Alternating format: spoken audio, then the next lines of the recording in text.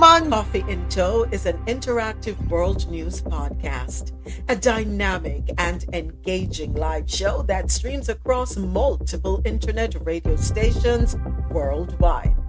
This podcast brings you real-time news updates, in-depth analysis, and interactive discussions on global events, making you a part of the conversation no matter where you are.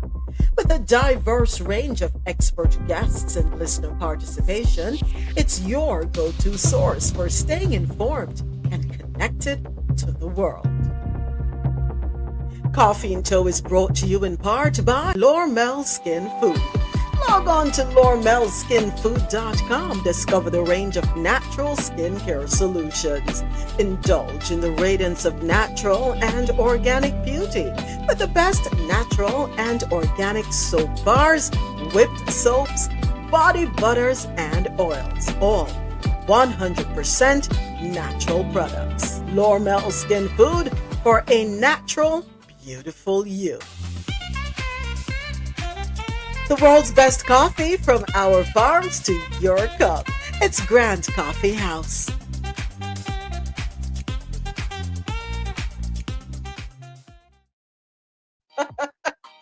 We went over by 6 minutes. We are now live on YouTube. Can't afford to have no copyright infringement issues. Gotta shut it down. Happy Monday. It is Monday, June 9, 2025. Thank you to everyone listening online, qmzradio.com. For quality music while you work or play, keep it logged on to www.qmzradio.com for that good music to get you through your day. Thank you to everyone listening on janoradio.com, your nonstop party vibe station. Download the Jano Radio app. It's available in your Apple and Google Play stores. Jano Radio, take us on the go. And thank you to everyone on madmusichouse.com, any genre, anytime. We are live on YouTube. Don't forget to go ahead and subscribe to the Coffee in Tow YouTube channel. And we're also live right here on TikTok.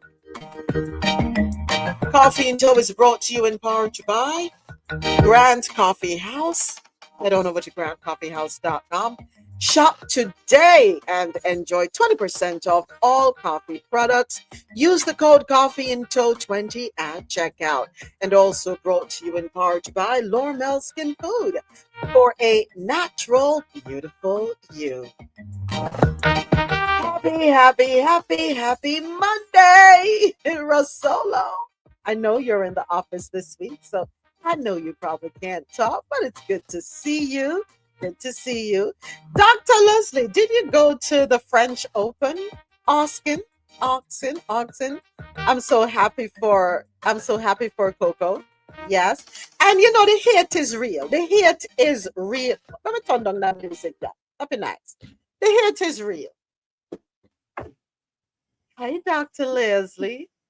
Hello. Yes, I did. I thought you guys knew that I was there. No, I figured it out from the story you posted on TikTok. I said, aha, she in Paris. Oui. And then I said, hold on then. Then she Carrie Lamb gone with her to Paris. And then I said, tennis. She loves tennis. She plays tennis. It has to be that she's at the French Open. Maybe, exactement. Exactement. Yeah, how do you figure it out? Listen, women are dangerous private investigators. You hear me tell you? I think if the FBI, DEA, CIA, everything was all woman, just pure source of woman, everything solved long time. All of it. But the man them think them know more than we, not true? Yep. It was that final yesterday was out of this world. I don't know if we'll ever have a final like that again. And there's so many life lessons that you learn from tennis. Mm-hmm. It was out of this world. Mm-hmm. Mm-hmm. I just think Roland Garros, because actually the proper term is Roland Garros. That's how the French like to refer to it. Roland Garros is one of the best tennis tournaments. I think Wimbledon. A lot of people like Wimbledon, and then Roland Garros. I haven't been to Wimbledon. I'm gonna try to get tickets once they open up. Okay. For this year, but and then I'll make the comparison. But definitely gonna be back at the Roland Garros. That was amazing. I'm glad you were able to take Lamb didn't go with me, but I did find a girlfriend for Lamb when I was there. Hold on a second. How you going to that big and ball and Rosola is right there? Oh shucks! Hey, Russell. Well, you know, mommy keeping her options open. She trying to get a little lamb. Good morning.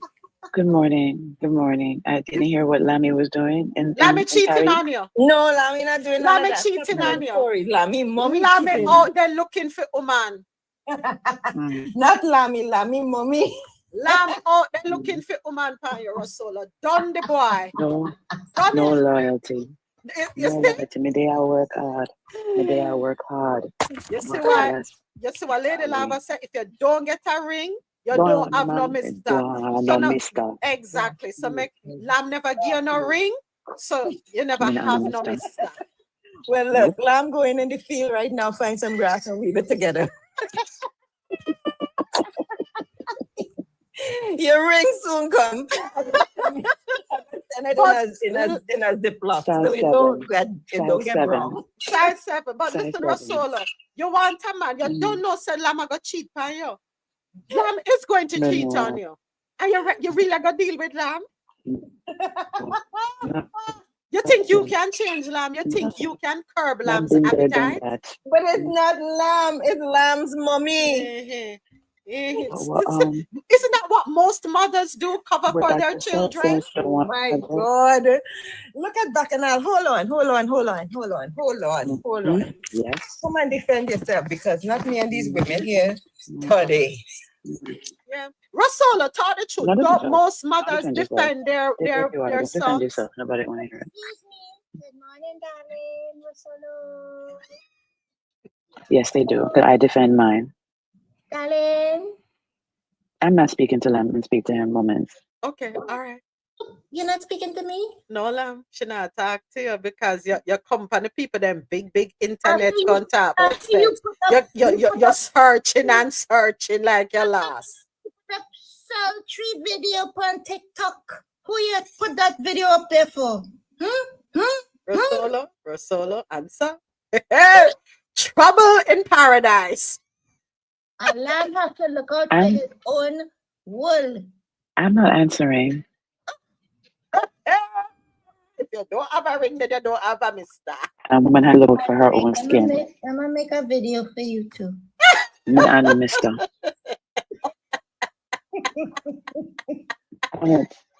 I go Send it to your French girl.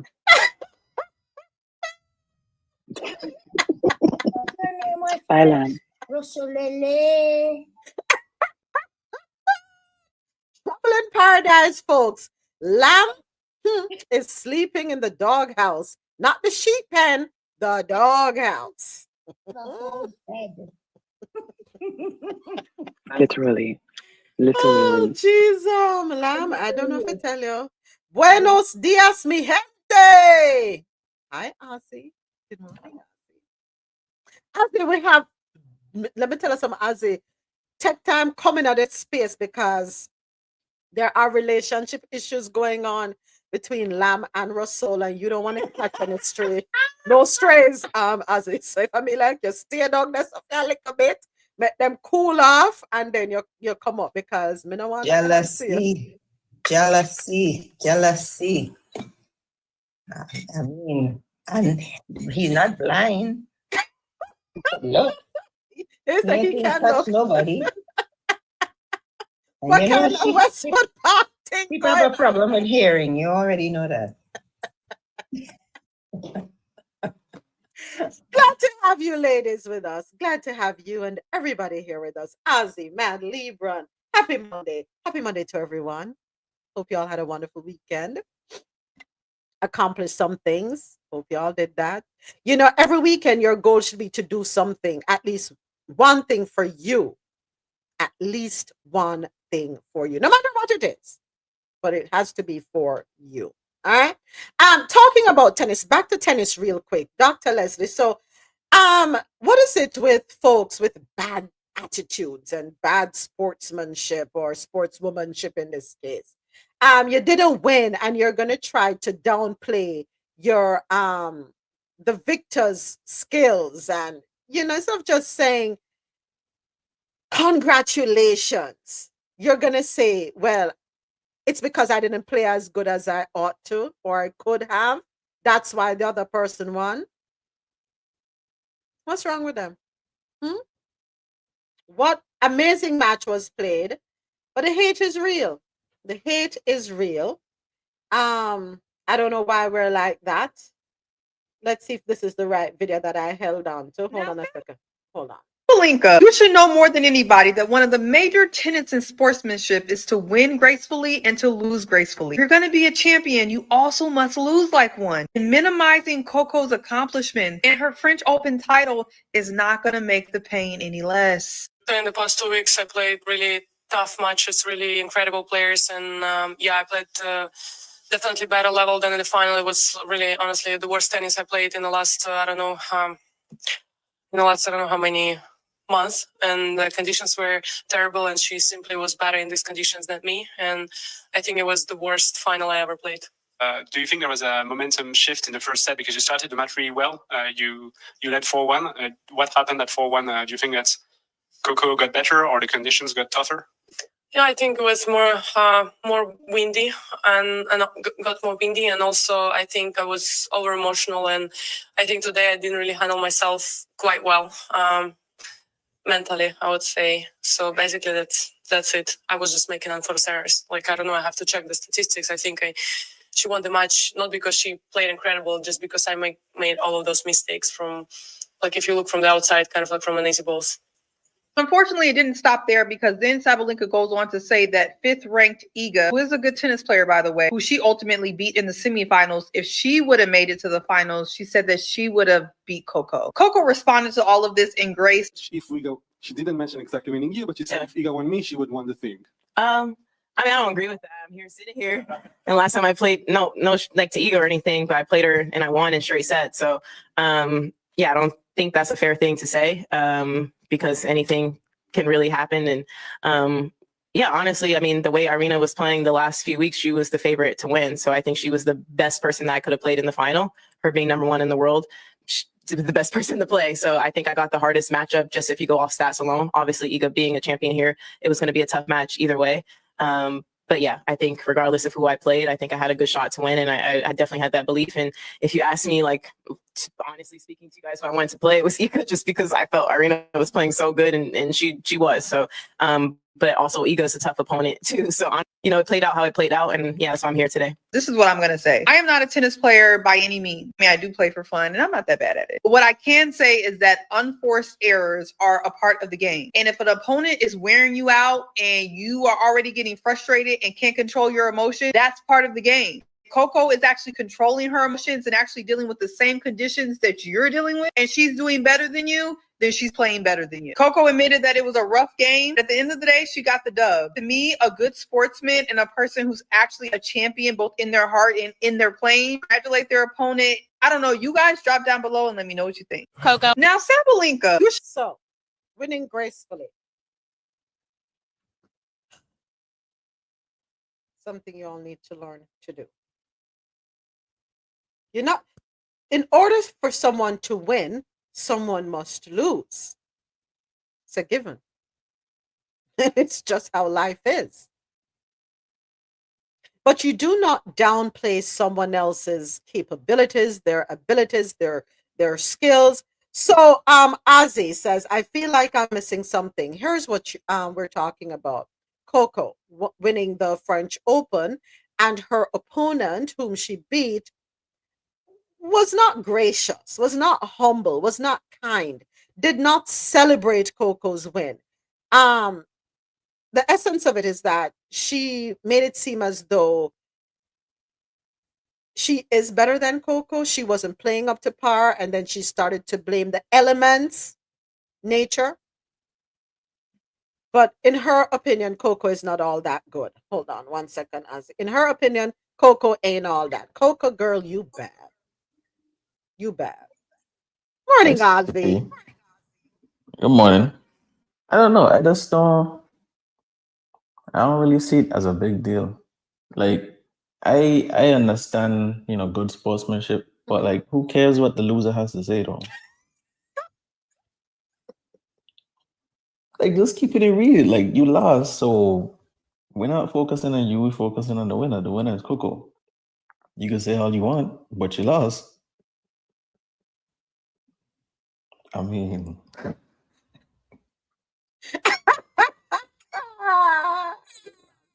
But you should feel confident about yourself.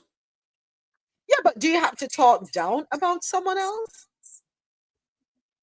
No, of course not. But again, who cares what the loser has to say? Okay, I feel you. Hope you had a good weekend, Ozzy. Yeah. Okay, that not sound too right. That's Nah. It was very good. I definitely ended up at the Cartel show. So how was it? Hey, that girl from Sweden. She's a dancer in Sweden. oh, you saw But she it? stole the show. Hey, Tasha. You saw Gal it? bad, man. Gal bad. Boy. Gal bad. She bad. I was like, wait, hold up. How much Claudia it cost K. to go to Sweden? Claudia K. She was at the Atlanta Carnival too. Mm. Yeah, she was at the Atlanta Carnival. Hey, moment. Yeah, it was. Sorry. I Dr. just Leslie wanted to is say, yeah, go ahead. yeah, I just want to say something real quick about that match with Coco and Irina. This is not the first time that she slighted Coco like this. She did it at the U.S. Open. Ooh. This is behavior for Irina. Okay, the thing about Irina and the one of the reasons she lost is her mindset, and that's why I tell people all the time. Tennis, everybody comes in with adequate skills. There's a number one and number two. As a number one player, you should know how to play in bad conditions. You don't get to number one without having adversity, right? So all of the excuses, both of them played with the wind, both of them played with the rain, both of them played adverse conditions. What Coco had over Arena is her game is more versatile and she had her emotions under control. Arena did not have her emotions under control. What she does is she starts screaming at her team, throwing balls at the ball kids, and cussing out her team, telling folks to leave. She has very low emotional control. Her emotions are unharnessed. When she is able to control her emotions, she is able to secure a win. You look at it every single time. Carlos is not like Arena, but Carlos was losing it in the first two sets. He was down 2 sets and he was, frustrated. You can see the frustration. The shift that happens is what he pulled it in and he's like, He locked in, and that's how we got to 5 sets of an epic game, So Arena, this is not her first time. She does this, and she'll continue to do this until she gets some psychiatric help to deal with her madness up in there. Talking about psychiatric help, I saw the video where I guess I don't know if she knew that someone was watching or recording, where she went in the bag, dug through her bag, took out her racket and started smashing it because she was angry. I get it. Yeah, we're all upset when we don't win, but come on. Go ahead, Ozzy. Okay, so yeah, based on what Dr. Leslie explained, that sounds like a bigger issue to me. Like if you just a trash person who can't control their emotions and you doing this to the ball boys and girls and all of that extra stuff too, like then you have to be aware that you know what, never mind, because the playing field ain't always even. Because I remember how they used to talk about Venus and Serena. Thank you. Yeah. That you remember that came in my mind as Dr. Leslie was talking, Ozzy. But again, back to my earlier point though, like unfortunately, I feel like there might be a part of her that's using all of this stuff for publicity as well. Because other than that, if she loses, like, the world doesn't really care as much. Casual viewers don't care as much. Don't know her name. But now because of this, then now I know the name. Yeah. So she's the loser. We don't care. I see what you're saying. What you're saying makes a whole lot of sense. Maybe a publicity stunt. Can I say when you look at how Carlos and Yannick played together, there were multiple times during the match where a call was made against Yannick that Carlos felt was for Yannick and said, hey, no, the ball was in, and Yannick got the point. And Yannick did the same thing for Carlos. That's good sportsmanship. They weren't there to come to cheat another one. If they felt like, you know what, this ball is in, that was a bad call, here, have the ball. Arena never would. She never would do that. She's a sportsman. I like her game, but the only thing that she has going for her is that aggressive. She's got a mean forehand. It's an aggressive forehand. I love aggressive players, but she's not versatile. And on top of that, she's got a bad attitude. So bump her, man. The attitude is big, folks. You have to understand your attitude can determine longevity, can determine success or failure. Your attitude. You're absolutely right, Ozzy. Nobody wants to work. Well, so then again, depending on what country you're in, Ozzy, but nobody wants to work with someone who has a bad attitude. Nobody. All right. All right. So thank you so much, Ozzy and Dr. Leslie. Your attitude determines your altitude. I'm so glad you said that, Tasha. Let me repeat that. Your attitude determines your altitude. You see, some of us, we really need to check ourselves. Let me step up on my soapbox for a moment. Some of us, we need to check ourselves, have those honest conversations with ourselves. It comes with maturity. And with maturity, there has to be accountability and honesty. Many of us are not honest with ourselves. We try to validate our actions. We try to say, yes, I was right, even when you know damn well you weren't. Even when you know you could have taken a different route. We do not practice emotional intelligence, and that is to our own demise. And we are so quick to blame everybody else for every single thing. Not to say that external factors that are beyond our control don't affect us, but we are in control of how we respond. We spend so much time giving our power away. So much of it is gone. We can't even see how to get off the hamster wheel. People study us. They see what our triggers are, and they use that to their advantage. They play chess with us while we're busy playing checkers. We allow everything to affect us. Morning, Shelley. I'm going to close your mic 1 second. We allow everything to affect us. Your attitude determines your altitude. Sometimes 20 years we're stuck. We're like the Israelites in the wilderness. It didn't have to take them 40 years to get to the promised land, but it was their attitude. It was their attitude. A lot of ingratitude. People just love to sit down and complain and be bitter and be miserable. They just hone in on everything that is negative.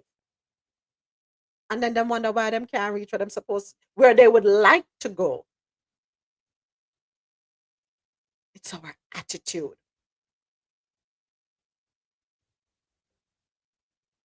Go ahead, Dr. Leslie. Moments, can I also say that one has to have the ability to pivot from the past.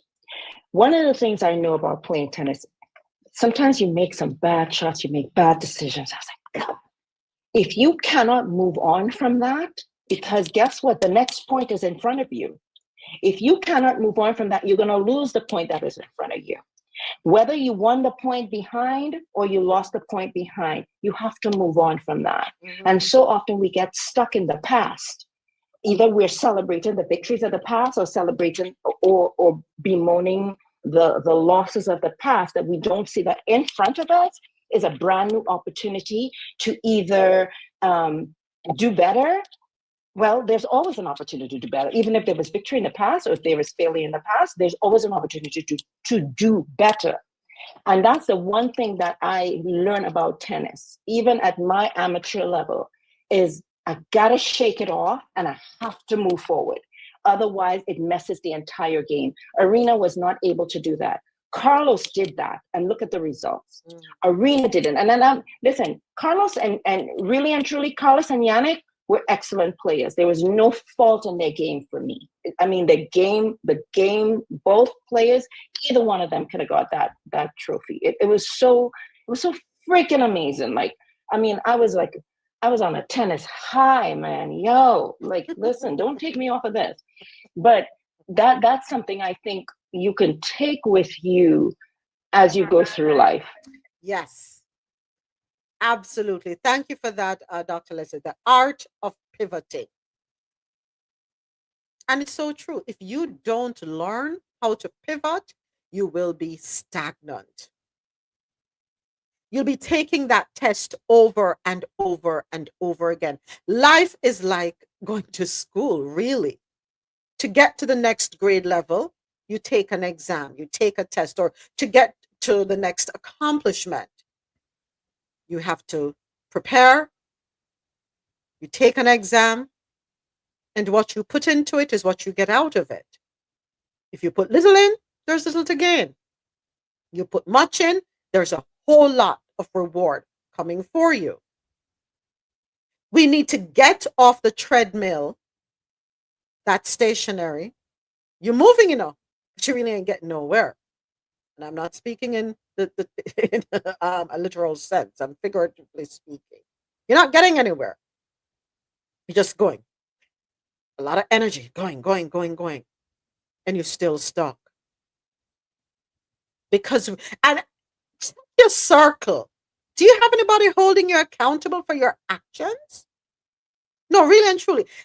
Some of us say we want honesty. Some of us say we want friends who will, slap us when we're acting a fool. Some of us say we want people in our lives who will hold us accountable. But the truth is we're lying. We don't want it. We only attack. It sounds good to say, but we don't want it. Because the minute someone comes to you with some feedback, you put up your walls, you get defensive, and what's the number one go-to thing? Everybody's a hater. Everybody's a hater. We want yes people around us, and that gets us nowhere. I mean, I tell you, if everybody around me is a yes person, y'all hypocrites. Y'all are hypocrites. And then we have another thing. Oh, they didn't say it to us right. Sometimes sugar coating, candy coating things doesn't bring across the essence of the message that is to be relayed. All of us want this let down easy thing. We must, what do you call it? Soothe egos. I must take time. Oh my gosh, let me be careful. Because I don't want to lose a friend, or, I'm not sure how they're going to take it. Sometimes we really have to just fling it on them.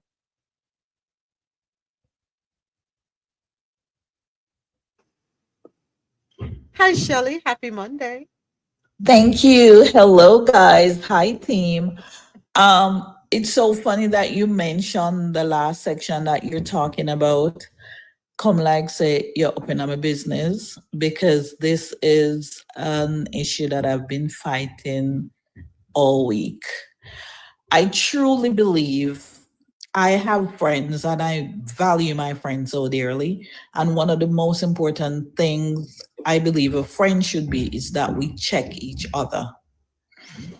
Now, I have a friend who is calling me to tell me everything, but when I tell her my opinion, I get called for being judgmental. And if I tell her as it is and how I say it, I love to give unsolicited advice.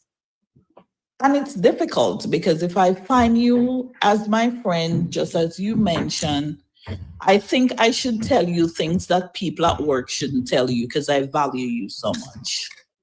So it is really true.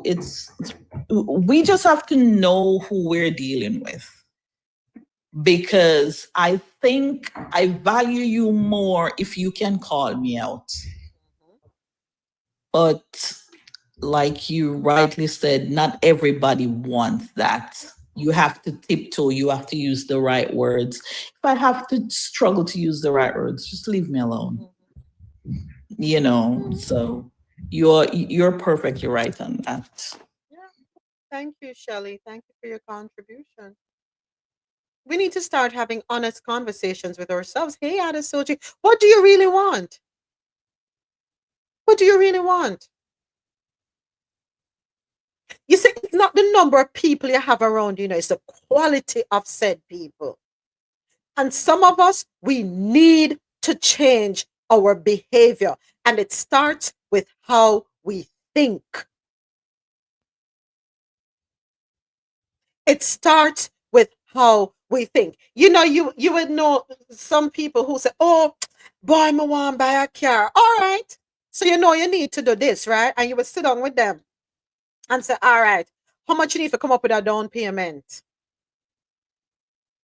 And them tell you how much them need. And you say, all right, well, how much you make? Make we go over your bills and let's see how we can make sure we make this possible in a particular period of time. 10 years later, they still not have the car because they were not willing to change behaviors. No, they want to be going to the brunches. Their Amazon shopping carts are full. They're not willing to make the sacrifice. Instead of eating out 10 times for the month, how about you eat out 2 times for the month? Make that sacrifice. The money that you were going to spend the other 8 times, put it in a jar so you will have it to save it up. You can't have change. You can't have what you want without change of mindset, change of behavior, change of attitude. Someone really need to stop talk. But you don't really want it. Until you're not ready, shut up. Yeah, shut up. Because you're just blowing air. You don't want this, you don't want that, but you're not willing to make the sacrifice for it. So thank you, Tasha. Hey, Ozzy, go right ahead, Ozzy. Go on. Yeah, I was gonna say you're right. You're right. Certain conversations are definitely hard to have. But at the same time, if these people are really your friends, your family, the ones you want in your circle, then you should be able to have those tough conversations with them as well. Yeah. Because if you have that rapport, then you know that it's coming from a genuine place. Mm-hmm. But at the same time, too, my standpoint is if I tell you something twice and you're not receiving it, then I'm not going to talk about it again. I don't blame you. It's one of those things where it's like, well, if you bring it up again, hey, you know how I feel about it. You know what I'm going to tell you. If you decide that you want to go take path A when that's the tougher route or has a 2% probability of success, then good luck. Yeah. But I said what I had to say. Absolutely. Come on, folks. We are in control. Change your mindset, please. Otherwise, 10 years down the road, 20 years down the road, you're still at ground zero. If you know you're not ready to hear the truth from people, stop walking and telling people, say, I want to hear the truth. Stop walk and tell people say you want the truth. You're not ready for the truth. Shut up. You just send it because you hear everybody else saying it and you're trying to be on this bandwagon. Cut it out. Stop being a follower. Some of you need to spend some time with yourselves.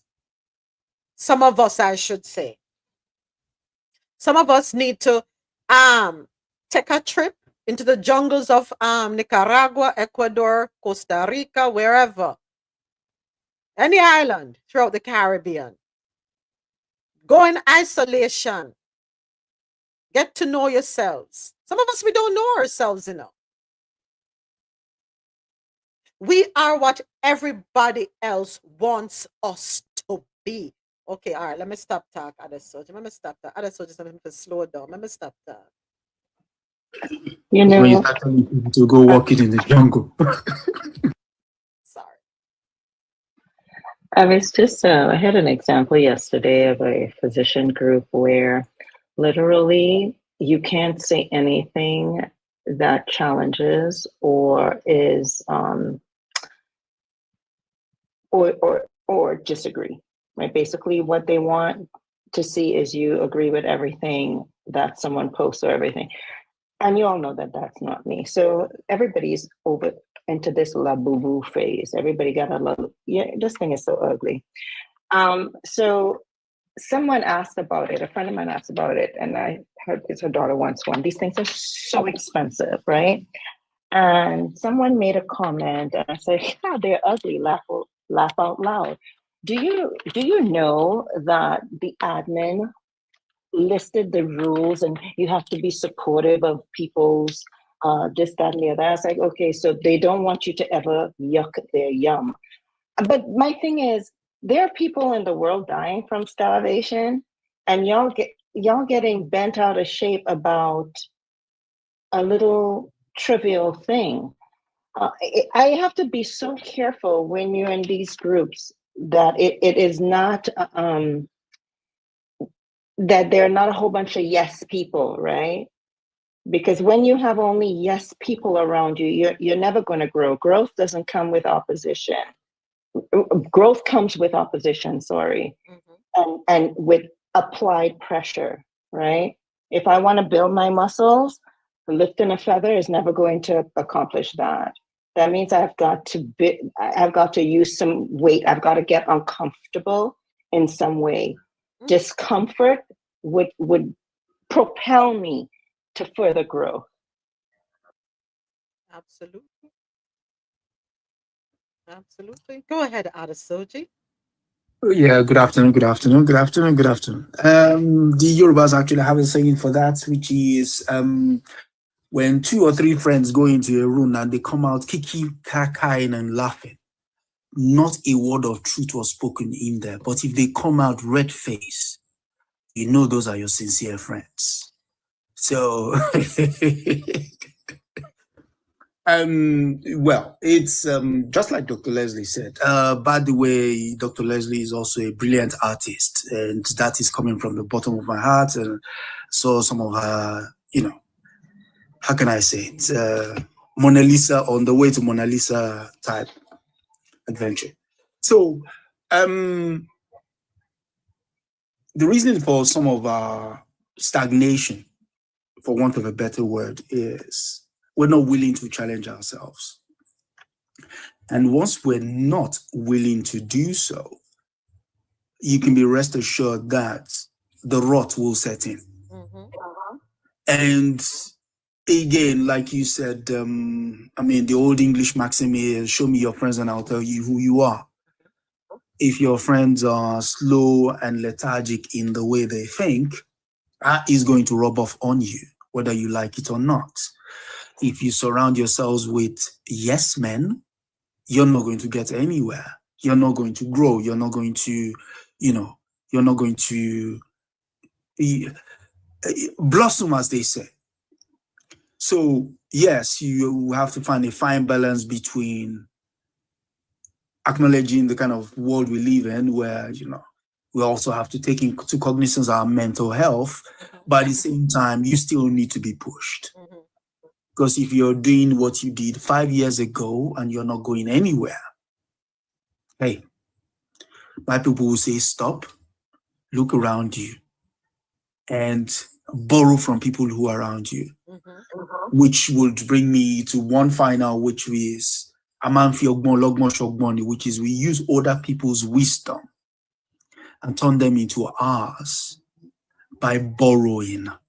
When you borrow other people's wisdom, some solicited, some unsolicited, you would grow beyond your own wildest dreams. I yield. Thank you. Thank you, folks. Thank you all for your contribution to my soapbox moment. And thank you for kicking it off, Tasha, with the phrase, your attitude determines your altitude. Take a hard look at where you are. Are you happy? Are you truly happy? Happiness, you have to manufacture your happiness. I can't make you happy. Nobody can make you happy. Nobody. We need to stop. Oh my gosh, I need somebody to make me happy. Can you make yourself happy? Do you have joy? Absolutely. We want man to make we happy. We want woman to make we happy. We want friends to make we happy. We want a dog to make we happy. We want a house to make we happy. We want a car to make we happy. We want a closet full of things to make we happy. None of that will make you happy, folks. None of that. You have to manufacture your own happiness, and it is within. It's within. That which you seek lies within. You're looking for a best friend when you're not even your own best friend. You're looking for love when you don't even love yourself. We have to take some time to work on us. And for us to be able to work on us, we have to be honest, raw with ourselves.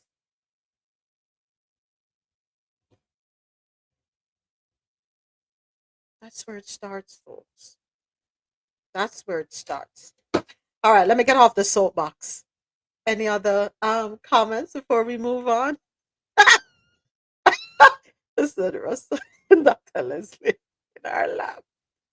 All right. She said, stay up on it. No, step on this soapbox because I think it's important.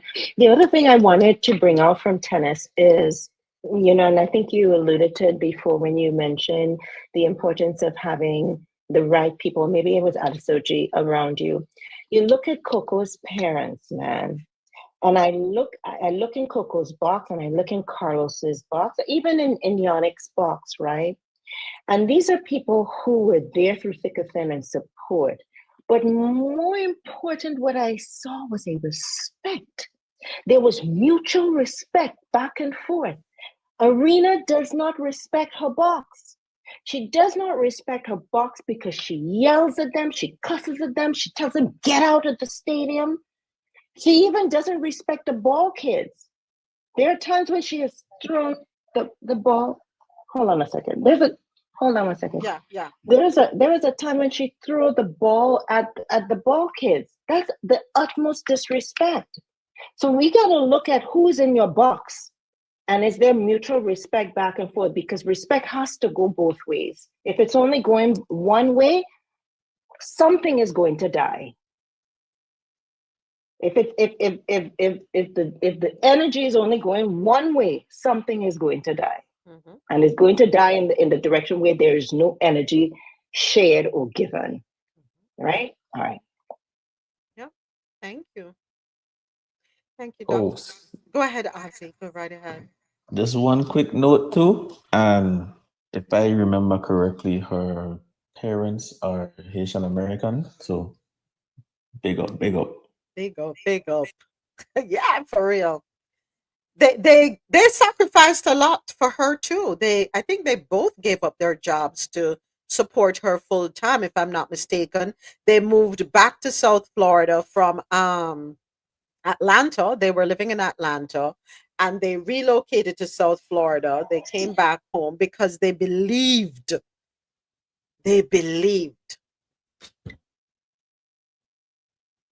And they were there, and they kept it real with her. Really real. Yeah. You know, Ozzy, to that I must add, there are a few celebrities or persons who have become very successful, and when you look at how they move through the landscape compared to the Americans, the difference is parenting. There's something about the Caribbean parents where we are more grounded. Tatiana Ali, she's one. Um, there's another one. Oh my gosh, I can't remember her name. That was just on the tip of my tongue. But there are a few of them. They will tell you their parents kept them grounded. They didn't care that how much money they were making. They were going to make you know that we are your parents first and foremost. What we say go. Nobody else going to have your interest at heart the way we have your interest at heart. So I don't know if it's a cultural thing, Ozzy. Not sure. Not sure. I think part of it is, I think most of us in the Caribbean come from more of a collectivistic society. And so we look out for each other. But I think also there's that notion too that if you've emigrated or any had any kind of journey in that way, like you're literally sacrificing so many things to provide a life that you want to build. And in a lot of cases, your family is usually the one thing that you have. And so you have to build from that. And there's a lot of humility that comes from that as well. Like all of us, I could guarantee have in the back of our minds at some point, we don't want to mess up and be looked at as the one who took all the sacrifices that were made for granted. Move to foreign and this is what you do. You know how it go. So are we talking in relation to the French Open final? Yes, that's how it all started. That's Oh. how it all started, Adesoji.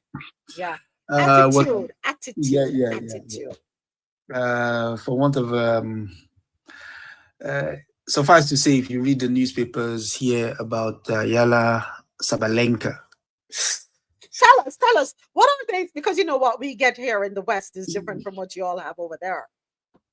Talk to us. What are they saying? The moment the English press say that you would need a lesson in etiquette, you are done. Because after the French Open, the next major tournament is Wimbledon. If you come here and you do that, you're done.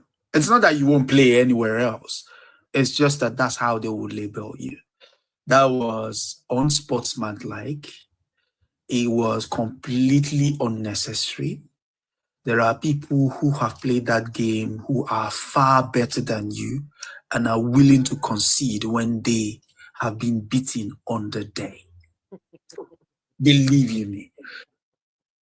Screaming that you made mistakes in a tennis or a one-on-one head-to-head. The only reason you made the mistake is because the person in front of you made you make those mistakes. Whether it's on characteristics of you, that's your problem. You come out there, the only thing you're supposed to do is come out there. It was a game of tennis. I don't know what happened, but kudos to my opponent.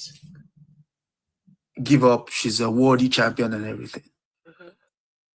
Coming there to offer us all those kind of silly, incoherent excuses.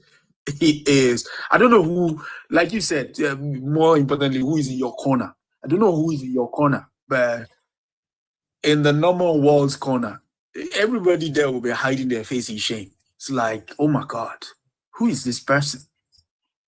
Because, I mean, let me see. I mean, it's Roland Garros. Except for when the fans booed, what's her name? Serena. I don't think a player one-on-one have come out there and decided this is going to be the way we roll. Mm-hmm. Nah, it's never been the case. It was just, I was like, whoa, okay, this is how we're rolling now. And I know what it is. I know what it is. I know what it is. It's nothing more than the hue of the person you played against. Yep. Yep. And that's what it was. It wasn't for the play. It was, I mean, I'm sorry, but Roland Garros has always been that sort of place. If the hue, especially if they see this, I mean, it doesn't have to fit the description, but in their mind, this is what they're looking at. Mm-hmm. Vulnerable Caucasian girl playing against someone they consider to be, in inverted commas, physical and sportsman-like. Yeah. So I think that got into her head. Mm-hmm.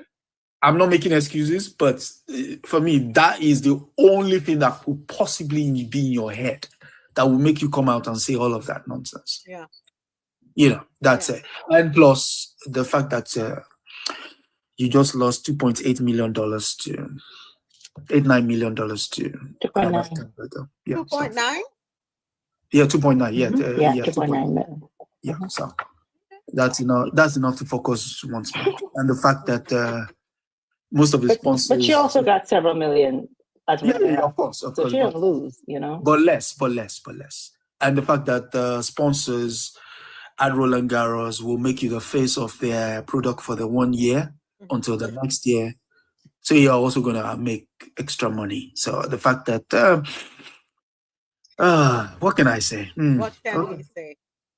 I think there's something to be said about character, right? Because she's got talent. She's got talent. There's no doubt. She's a great tennis player, but it's the character piece. And there are often times where we take talent and we let talent supersede character.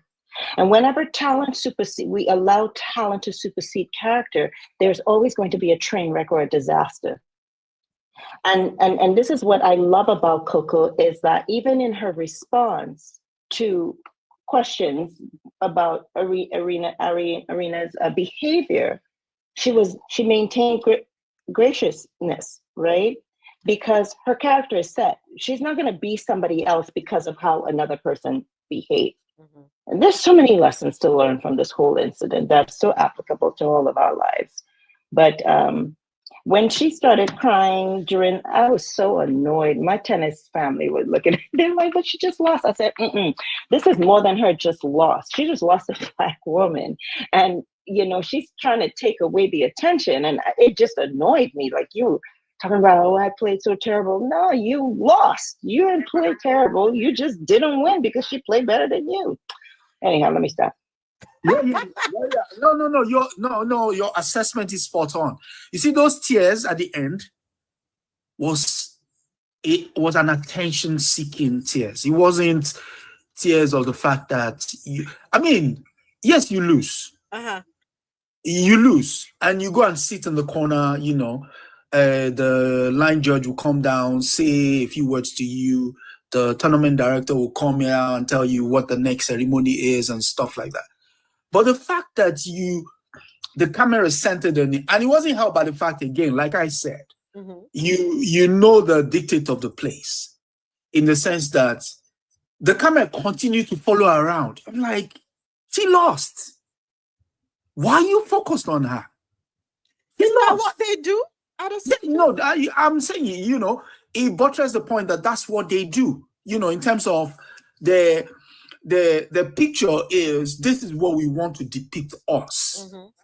And because that they didn't get their wish, they can't switch off from that predetermined outcome, that they struggle. So every time she did some sort of dramatics, he was onto her. It's like, what are we doing?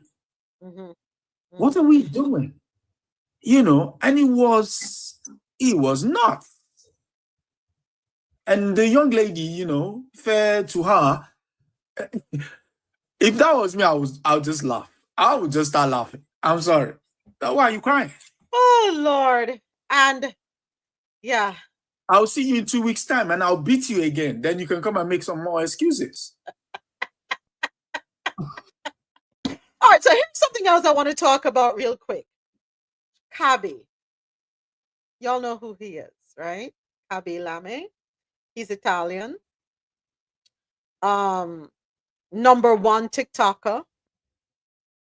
He's a TikTok megastar. He doesn't even talk on TikTok. All he does is, you know, does the things and then puts his hands out like that as if to say, you know, how he started off. Y'all familiar with him, right?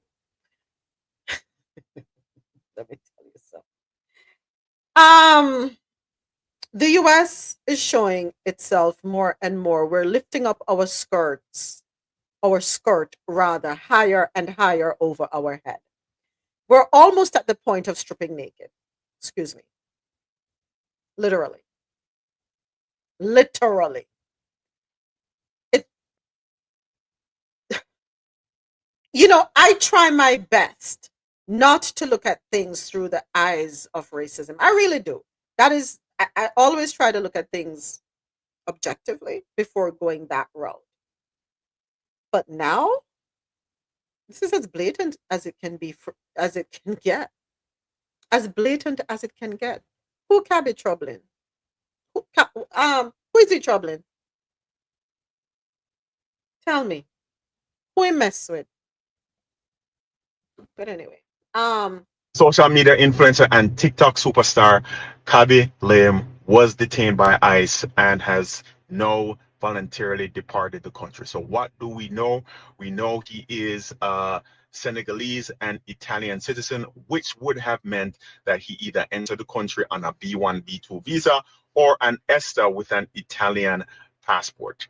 But based on reports from ICE, they said that he violated the terms of his visa or overstayed the term of his visa. So what would that mean? If you enter on an ESTA, typically you get 90 days to stay in the country as a tourist. If you entered on a B1, B2 visiting visa, you have up to 6 months to stay in the country for tourist reasons. So a guy of this magnitude, I mean, he's a superstar, he's in commercials, he has massive marketing campaigns. I doubt that he would overstay in terms of the time given on his visa. I mean, it could have been an oversight too, but my guess would be that he probably worked, meaning he probably did some type of campaign, some type of event, and somebody said that he collected money. That would be my guess, and that would have violated the terms of his visa, which is probably the reason why they allowed him to voluntarily leave, right? So what can he do now? Well, he is a social media influencer, a creator. There are visas, the O1 visa, and there's an EB1 visa, which you have to prove extraordinary ability. That would allow him to enter the country, not on an ESTA or visiting visa, but on an O1 or an EB1 green card eventually, which would allow him to do the superstar stuff that he does as a TikTok influencer. There are visas for creators, there are visas for TikTok superstars. If you can prove that you have extraordinary ability, we have done it. So I hope it works out. I hope he gets the right visa and is able to come back soon. And if not, I'm Attorney Sekou Clark. I don't mean to be, maybe I'm living in a bubble. It could just be me. After that kind of treatment, why would you want to go back to the United States? Why? I mean, that was exactly my thought. You don't need to figure out what visa you need to come to the United States. The world is big. You don't need to come here. Hello? And it's not his first time here. He has been here before. He has collaborated here before. So something is off with the story for me. I'm not buying this. That's exactly what I was thinking. That whole thing was very flawed because people come here to work all the time, especially in his capacity. And for anyone, I mean, ordinary people are forgetting the dates on their visa, ordinary people. And if you work and you depend on people, in his capacity, probably he have assistants who does this kind of thing. And somebody overlooked a date, which is so normal. But I think there is more to the story, number one. And number two, if I encountered this situation in America, I wouldn't be looking on the type of visa. I would be saying, let me cross this country off. Yeah. So Geely Pud, he attended the Met Gala earlier this year. Yes, he did. He has a contract with Boss. This is iffy as heck. Something is off with the story. From the moment I heard it, I said something isn't right. Who did you say you had a contract with? With Boss, the label. And he got deported? Okay. That is like for some historical context, the Yahtzees, right? You know who I'm referring to, right? Yeah. Mm-hmm. They dressed them. So it will only be, doesn't make sense that when the same people who share that same ideology are in place, you would, yeah. The same people, yeah. They dressed the Yahtzees during the thing. So, I mean, okay.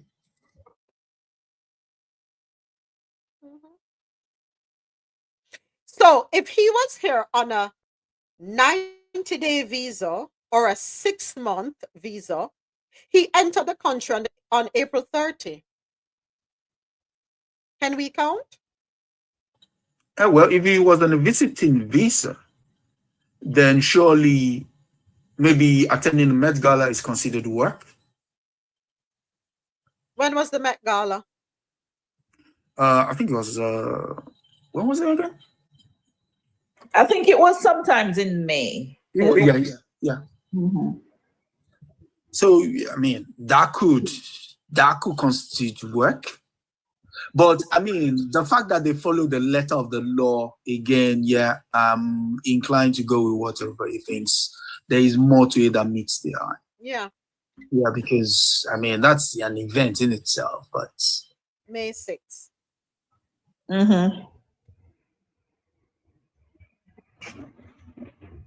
And they must have been monitoring him. So, U.S. Immigration and Customs Enforcement detained Kabani Laume, 25, a citizen of Italy, on June 6 at the Harry Reid International Airport, Las Vegas, Nevada, for immigration violations.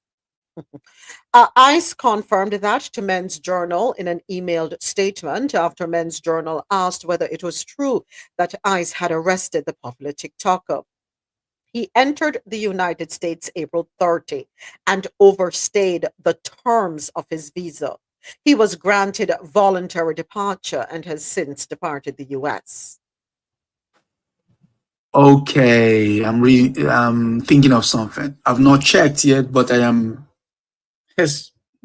might be inclined to think that. Has he mentioned anything about the ongoing crisis in that neck of the woods? In where? On TikTok. No, he doesn't talk. Yeah, but has he appeared anywhere? Let's see. Done anything remotely affiliated to the idea of solidarity, as it were? Okay, so let me go. I'm going to his page right now. I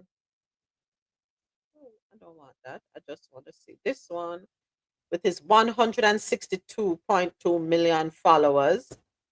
I'm looking through his page.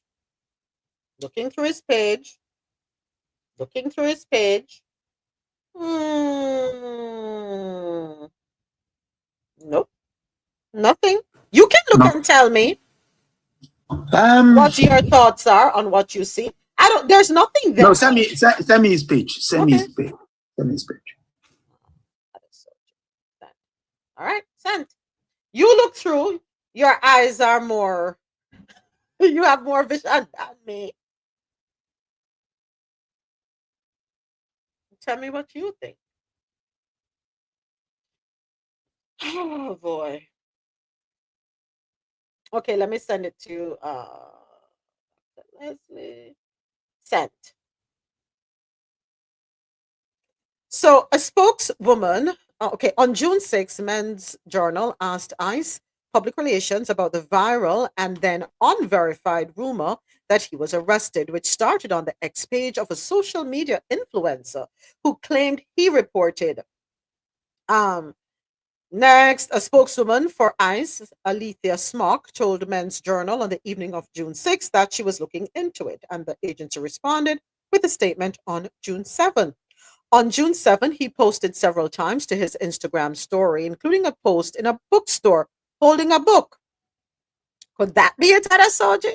A bookstore? Oh. You see, I told you that there is the stuff. The Israeli ambassador went to Chike Atadiop University, and he was basically chased out of the university in Senegal.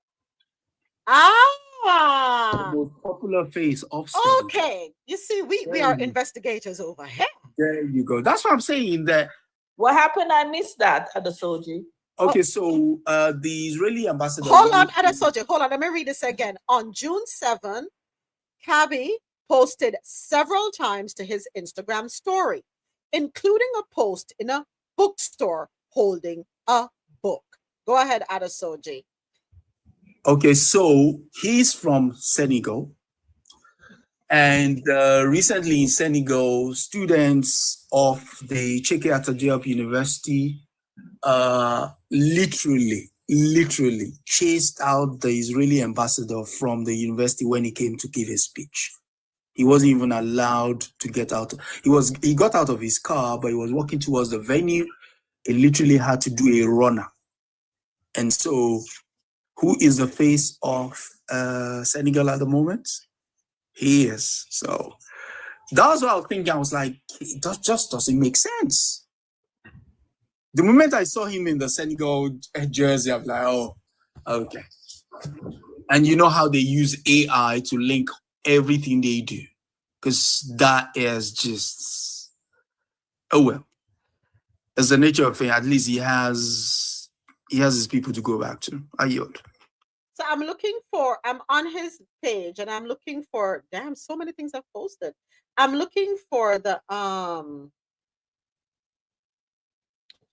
jeez, this is just ridiculous. I'm looking for the post to see, hold on a second. Oh, I guess I'm on the wrong one. He probably has more than one. Hold on a second.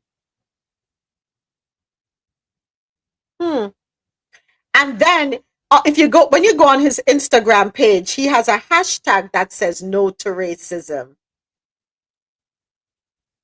There you go. I mean, yes, he might not speak,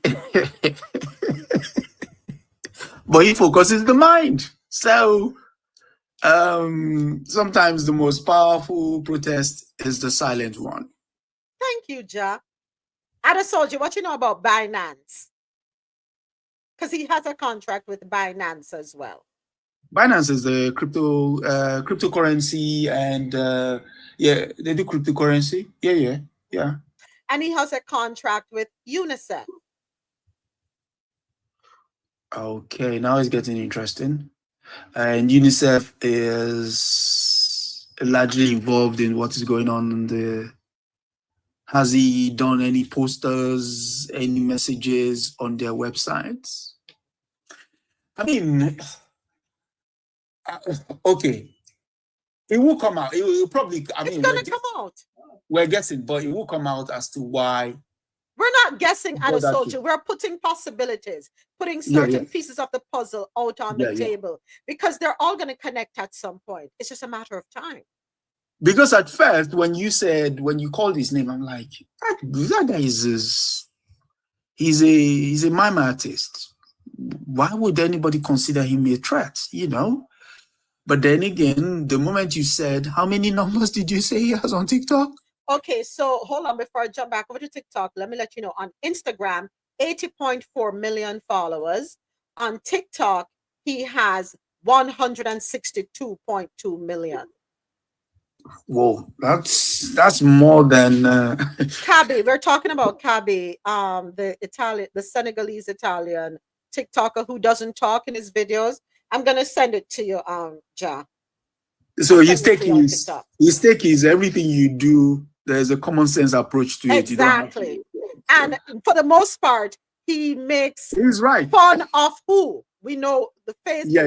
Most of his videos makes fun of people of a particular Of demographic. but yeah, exactly. So yeah. So I mean, it's I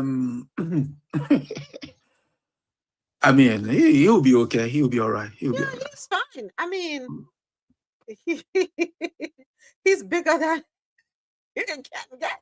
He's big. Yeah, he says a lot. He says a lot without saying anything. Yep. Yeah, so Absolutely. he does say a lot. So. Morning. Morning, Mr. President. Mr. President.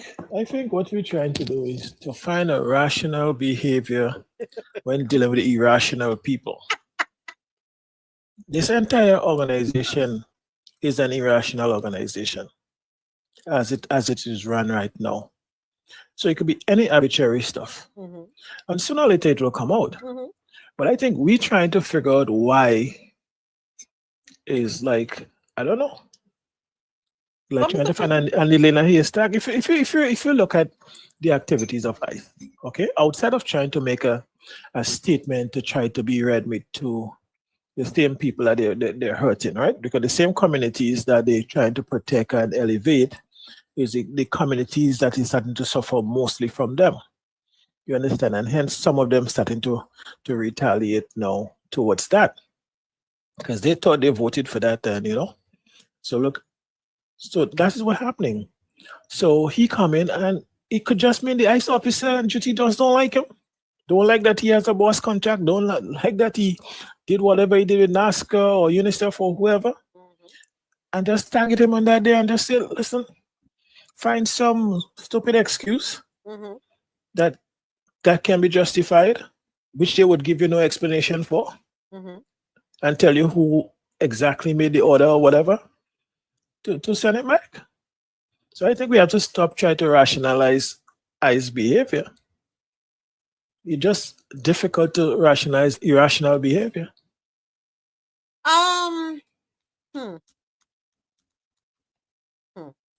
Here's the thing. When you look at certain individuals, Mr. President, there is a message. There is a reason behind it. And I think what we are doing here is we're looking at all the possibilities because one of them going to be true. We're just waiting for them. Go ahead, Rosolo. I saw you open your mic. My apologies. Go right ahead. No, ma'am, I was just coming back on stage. Good. No. Oh, okay. Yeah. What I think is much more critical is the undermining of the judicial system and the centralization of power, okay? And now, for instance, it can be argued that the current administration is using ICE to fuel unrest in communities so as to justify the overreach of the federal government in restoring law and order from the same disruption that they created. Now, you're looking to marginalize the Supreme Court and all judges and stuff. You're looking to become answerable unto your own self. And this is just another tool. Because the whole California, the reason why you're targeting California is it's a blue state. You know, Gavin Newsom has been up against the president and challenging. And when you're making ludicrous statements, for instance, like you will defund California, how you could defund California that pays you more money than you give them? It's one of the blue states that put more money into the federal government than it takes out. So as Gavin said, you just have to retold his taxes, and some Idaho and some they're gonna suffer because these states cannot take care of themselves, right? No, they can't. But I think it's trying to make a case to try to use federal overreach more and more. and you try to get rid of the powers of the court as an arm that can check you. Because once you could go unchecked, you're already immunized from any decision you're making as a president, right? So now, if you could no longer be checked, then you become a king. Are you? It's Go ahead. Sorry, Adesoji, go right ahead. it's funny that Mr. President mentioned that. I was thinking the same thing over the weekend. That is this the same party that champions limited government that wants to try and what's it called, stoke and incite unrest in a state where they clearly don't like the politics of the place. Okay, all well and good. But the thing about the pictures coming out of that place shows one thing. Is it the Second Amendment? Yeah, the Second Amendment says you guys have the right to bear pew-pews and to hold it against the tyranny of the state. You might be forgiven that somebody would read that quite literally and then, take matters in their own hand. And Mr. FBI came out over the weekend and said whoever lays their gloves on the law enforcement, they will be put in jail. And somebody reminded him that there's still due process, You don't just put people in jail.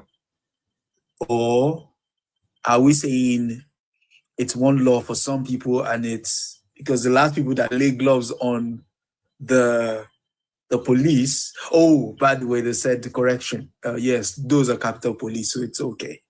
I yield. Good morning. Good morning, Ja. How was the birthday weekend? The birthday weekend was wonderful. Thank you so much. Good morning, Javed. How you doing? Good morning, Adesoji. Good morning. Are you speaking on the what's going on in LA right now? Well, we were talking about Kabi, the TikTok star, and it has segued over there. So you can carry on. Go on. Talk about it. So I haven't been watching it, but what I did see is that the police department came out against the ICE agents, right? And I did see that the tear gas that the ICE agents used unfortunately hurt some of the police department as well. So you're calling them ICE agents? I'm calling them something else. So go on. To be politically correct, let's carry on. Yeah. I mean, I can use the M word because that's basically what they are, but we can't say those things on air. And it's not military. That's not the M word I'm trying to use.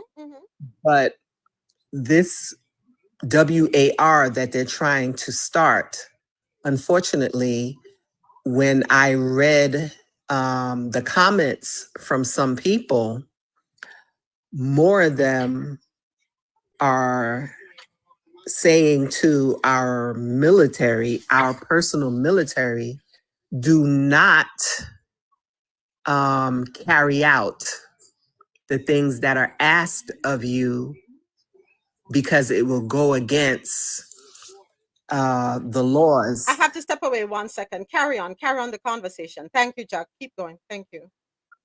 So they're asking them not to do things because it goes against the law. And at a later date, you may be tried just like people were tried during H-Man's time. What I feel is this is just causing confusion for everyone. You're going to have confusion on the side of our military. You're going to have confusion on the side of our police officers. And then at the end of the day, everybody is going to be fighting each other. And I don't understand what is supposed to come out of this except for to get rid of a specific amount of people. Are you? I think that's a big part of the point. From what I've seen is a bunch of dog whistling, right? like a lot of actions that are being taken are strategically done to like incite certain feelings from certain groups. I remember when they had the protest for George Floyd, right? Here in Atlanta, literally you could see that everything was peaceful, and then all of a sudden you see these masked individuals of a certain hue that came out of nowhere that weren't associated with the group that was protesting at the time, and then all of a sudden they're looting. I'm seeing again some other masked individuals, same description, attempting to burn a flag. And you know how patriotic a lot of these people here are. So that those symbols are like dog whistles to them. Because at that point, then they're ready to say, wow, this is nuts. We have to defend our country. And I think the same thing is happening in a lot of these places. Like you said, they're trying to incite a certain war. They're trying to instate M-law, and the interpretation of these laws right now are being what's the word I want to use? They're being perverted. And then again, he doesn't have any he doesn't have to have any accountability because he has presidential immunity, so who can check him?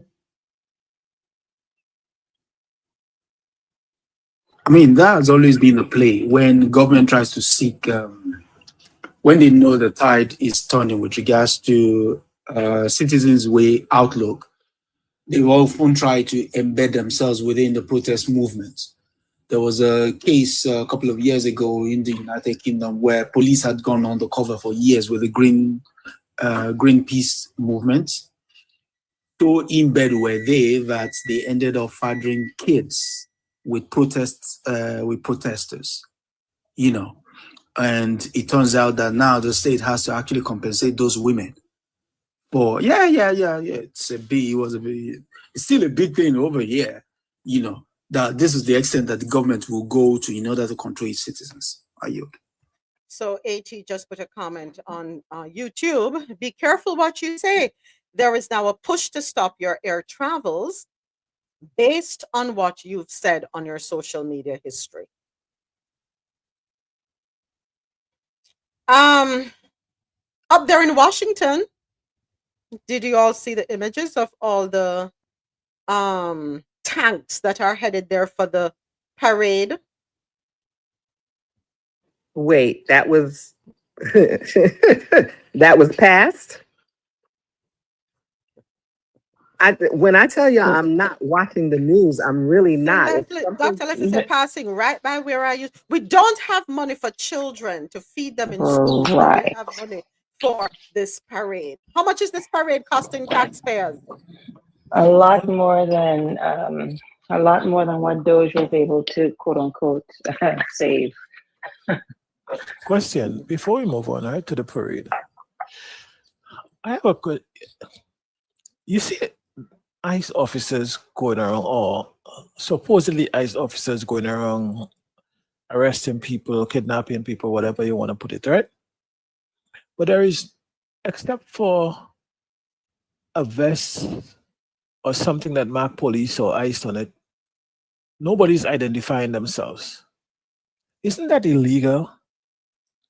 Could an officer just come up to you, not identify themselves, you don't know who they are, and they just, isn't that kidnapping?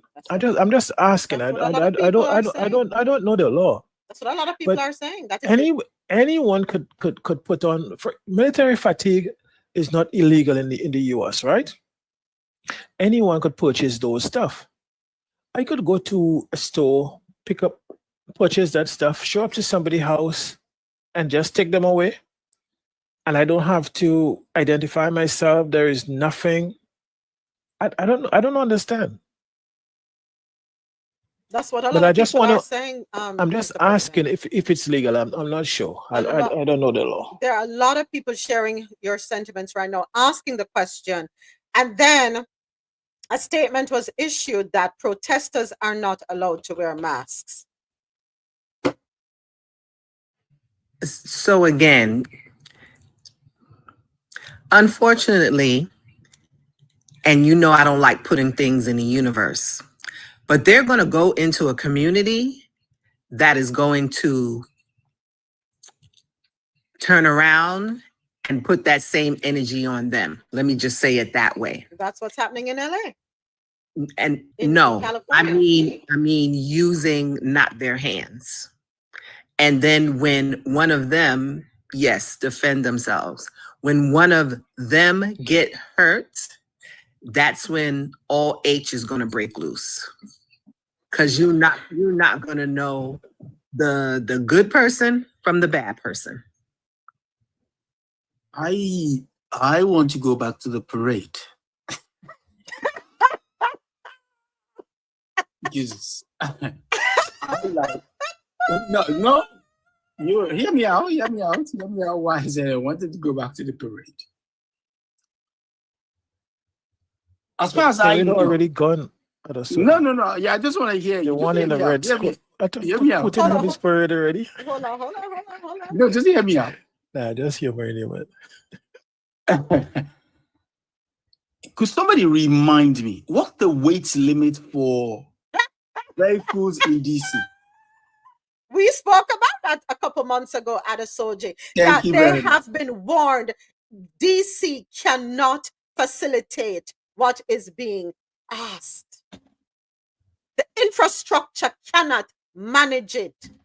And I said to someone this weekend, Miss say, get me some popcorn because I'm here to watch it all fall down.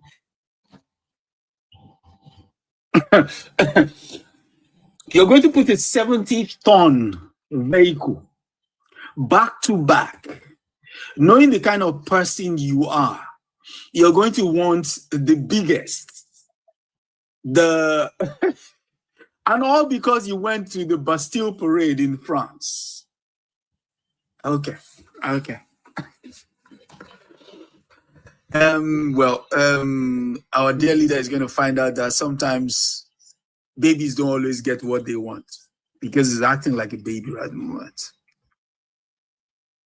No, he wants to act like his Asian counterpart.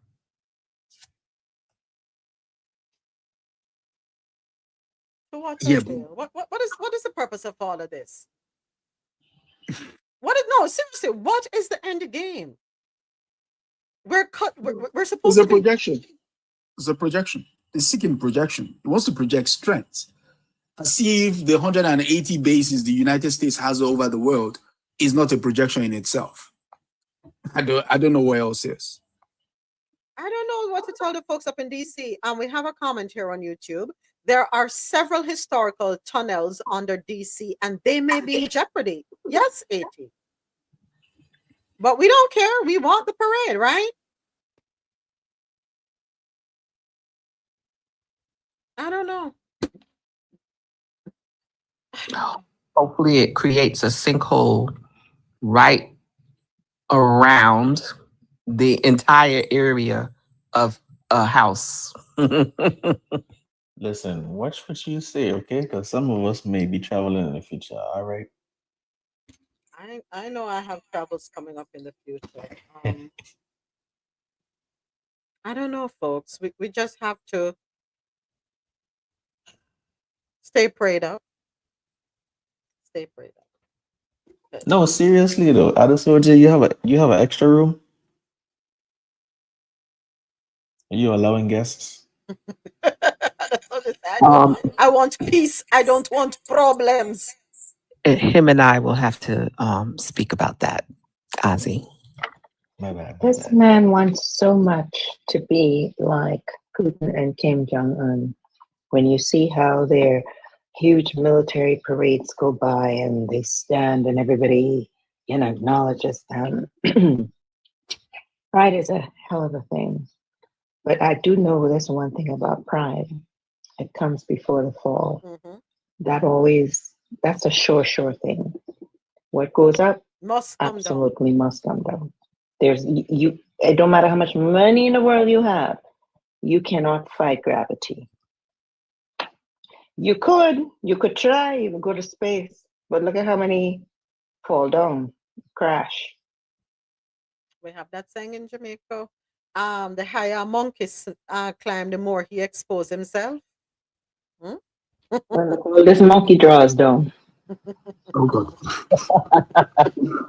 Staying on that thing though, somebody once said the only reason why you find people stand before large militaries and take a salute is either of two things.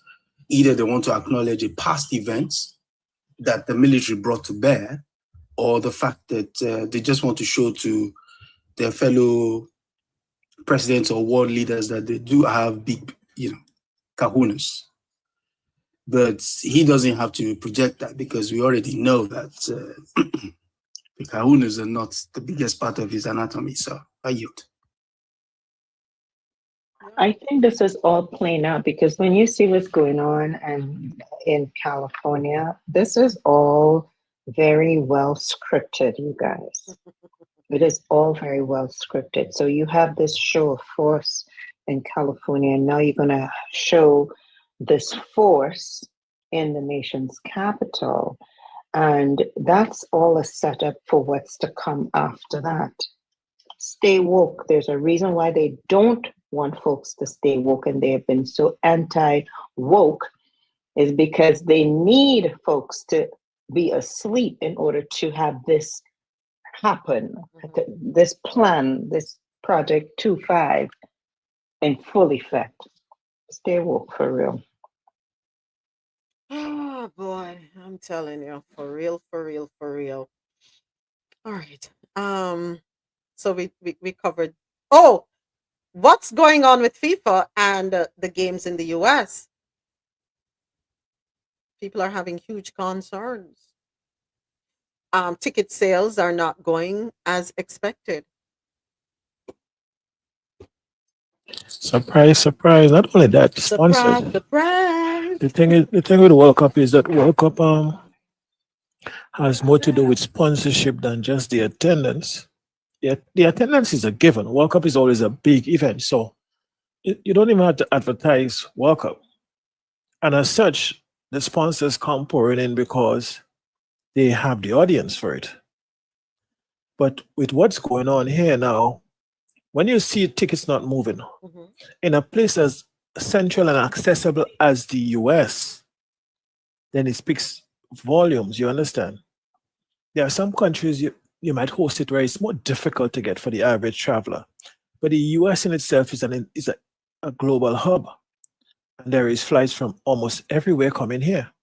So if you're so central and the tickets are slow, there has to be something else. And when you okay, so look at the story we just had with Kabi, right? When you have ICE agents arresting people like that, what do you think the average fan out there is saying? I will wait for the next World Cup, or I will go to the Euros, or I will go to Copa Canada. America or something, But I'm not risking it. I'll go to the World Cup games in Canada and Mexico, and forget about the US because it's too much. If people is going to an event like that, you don't want to be hassled in an event like that. And there are people that travel around the world to these events. It's millions and millions of dollars into this thing. This is not a joke. And people who spend mad money, man. And FIFA now is in a bind because that's a concern, but the sponsors is a concern because even the sponsors that are already committed to you, it's like, yo, I put out all this money, I don't know. We'll see how it goes. We have a post here from Mail Sport. FIFA drops ticket prices for Club World Cup opener as tens of thousands unsold for Inter Miami game. Miami. Miami is predominantly what? Okay. But Predominantly imagine. Latino and Caribbean. Guess who shows up, who loves soccer? The Caribbean community and the Latin community. Imagine you have to drop the price for ticket sale in a hub like Miami, of all places. Okay. Miami. Think about it. As you said, people from the Caribbean and Latin America who never had the opportunity to say, wow, I could finally go to Miami to watch a game. And don't think a lot of them have visas already. They're just not going to go through the hassle. Yeah, we have family members with visas who said they're not coming here. They're not coming. They're gonna ride it out. I can't tell them no man come. Them said them not putting foot until this is all over because they some of them say why are they going to leave for them first class life come visit a third. Can you blame them? I can't blame them. And unfortunately, in the United States, the only way you see change is when you hit someone in their pocket. So yes, hit all of them in their pocket. Nobody go to the games. That is what some people are calling for down here, Jazz. Some people are saying, don't go, nobody go. Good. It's made if your tourism industry is taking a hit in a World Cup year, the next couple of years after that going to be really grim, because tourism is a big deal to America. People don't see it like that, but look at what's going on in places like Buffalo, with all the people they're crying. The malls, people can't make no money because the Canadians not coming no more. New York would suffer. All the big cities would suffer. And Miami already suffering. Make it worse. Miami will get hit so hard they wouldn't realize. Miami is going to feel it. And we're looking at just the World Cup. There are actually two major events in 2 years in the United States. The Los Angeles Olympics is in 2028, and that is in August. So if the World Cup, which in itself is a tournament spread over cities, is taking a bashing, imagine one that is concentrated in one place, that is already catching global attention at the moment. Well, I'm one of those people that have my visa ready, but unfortunately, it will have to expire. I yield. Really? That's how you're going to do us? You don't want to come? To Miami. Come on down to Miami. No. I mean, I would love to come and watch a World Cup in the United States. Pillows fluffed. As we know, exactly. Can you cough, please? No, we're not doing that. I do have a question. What about the countries that are on the no visa list, on the banned list? And those countries that, I know there's a large exception. So I think sporting events are an exception, but for the fans who want to come and support their team coming from these countries, I think that I don't believe they fall into this long list of exceptions. But there are exceptions for the athletes. But even though there are exceptions, Dr. Leslie, deep down inside, how protected will they be? Really and truly, will they truly? I just stating facts. You already know facts don't matter in this full news place. I just tell you already facts. The facts say they have exceptions. We already know that. Well, let me be careful what I say about the blondie Bondi. I mean, still speaking on the reception that the World Cup year normally gets. When Germany hosted the World Cup in 2006, everybody in Europe knew what Germany was about prior to the World Cup. You just say Germany, and people are like, nah. But the World Cup they hosted that year remains one of the best not in terms of what happened on the pitch, but the vibrancy away from the football. Russia is another one, which the West did its utmost best to kill. But here is the United States that has a global event that people tend to use to sell, to market their country. And instead, what does this guy do? The fact that it's even hosted by 3 countries makes it even more egregious. So it's going to be hosted by Mexico, Canada, and the United States. So there is no problem about going to Mexico or Canada. It is just that black space in between where the moment you come in, somebody wants to see, oh, who were you talking to last week on your phone? What did you write about our leader? Or what are your thoughts about a certain event going on in the world? All of that, nonsense.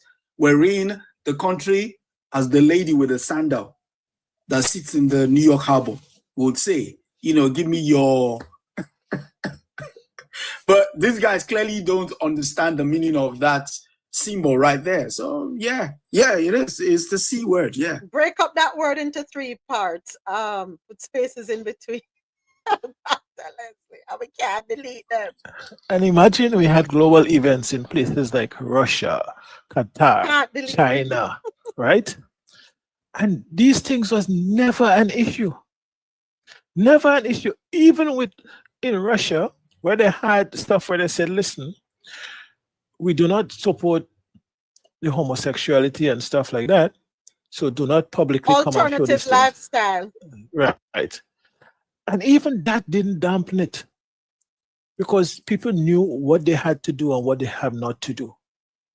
You go to places, say, okay, there are certain rules you have to follow, fine.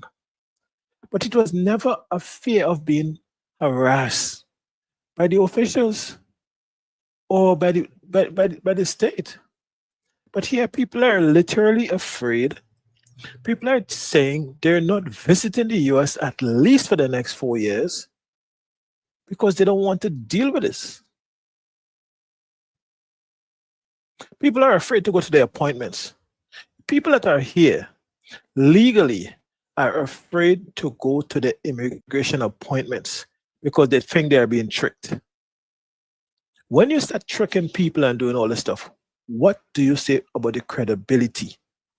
When the government lose all credibility, when you have people show up with a T-shirt and a word mark on it, a three-letter word mark on it, and could do you anything,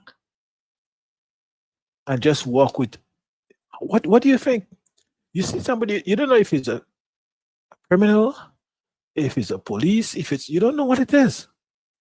You don't know if it's a group trying to just a ragtag group, because some of them do look like ragtag groups.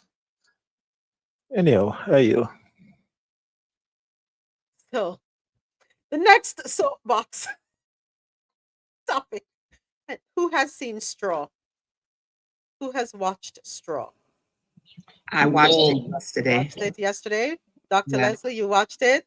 I watched it yesterday, and I told you, let's talk about this because there's a real story behind it. Okay. I have to get back on a call, but I just want to say that I feel every time someone does anything artistically, they have to leave their audience in a safe place. They have to provide landing for their audience. And I feel that there were too many open wounds that were left in this performance. Very amazing acting by Taraji, which I expect. She's phenomenal.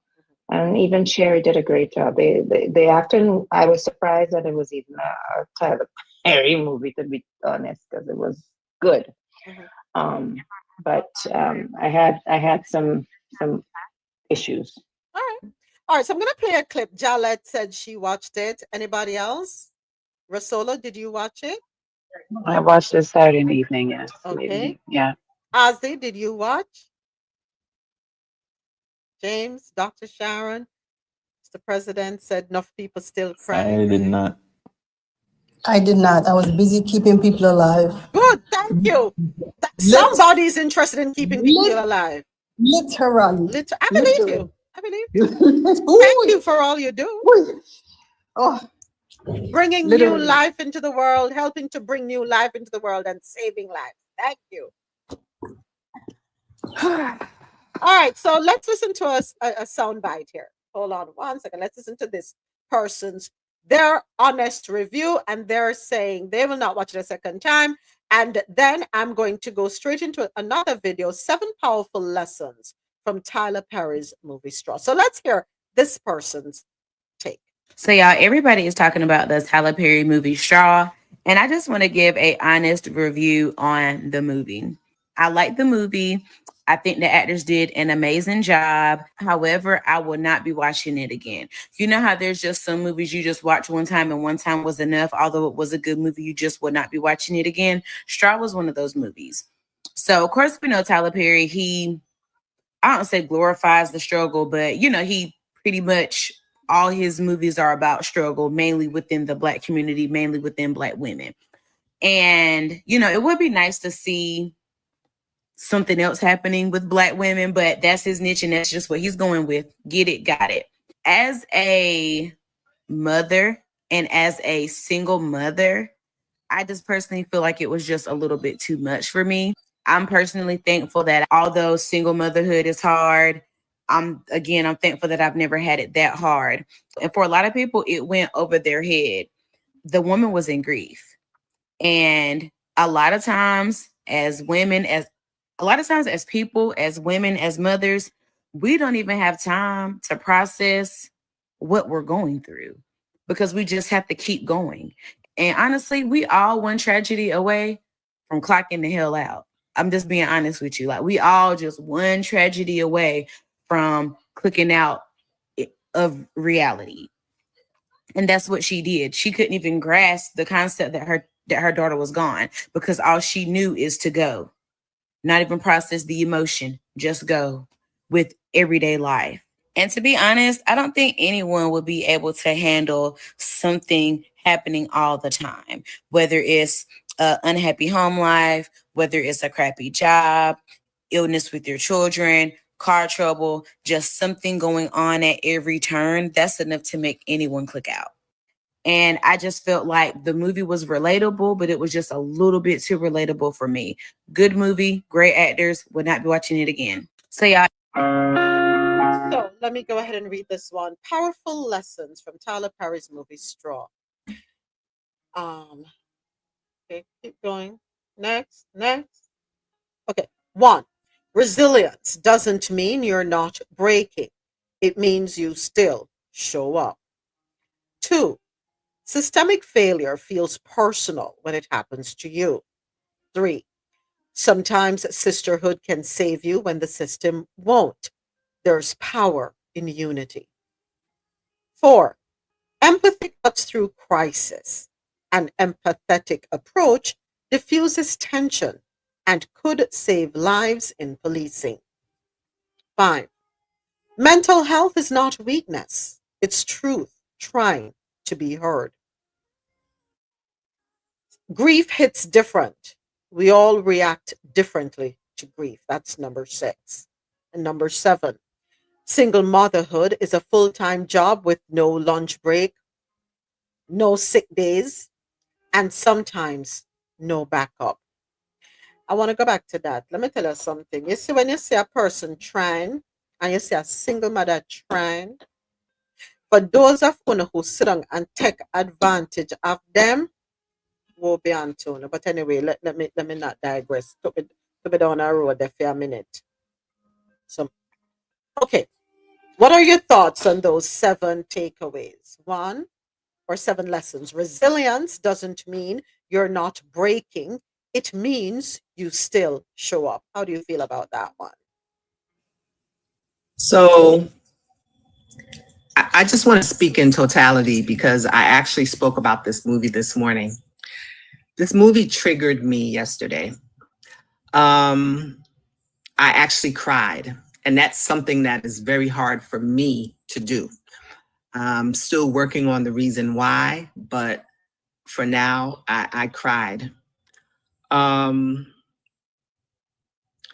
went through a lot of things that happened in this movie. and there was something that I didn't. But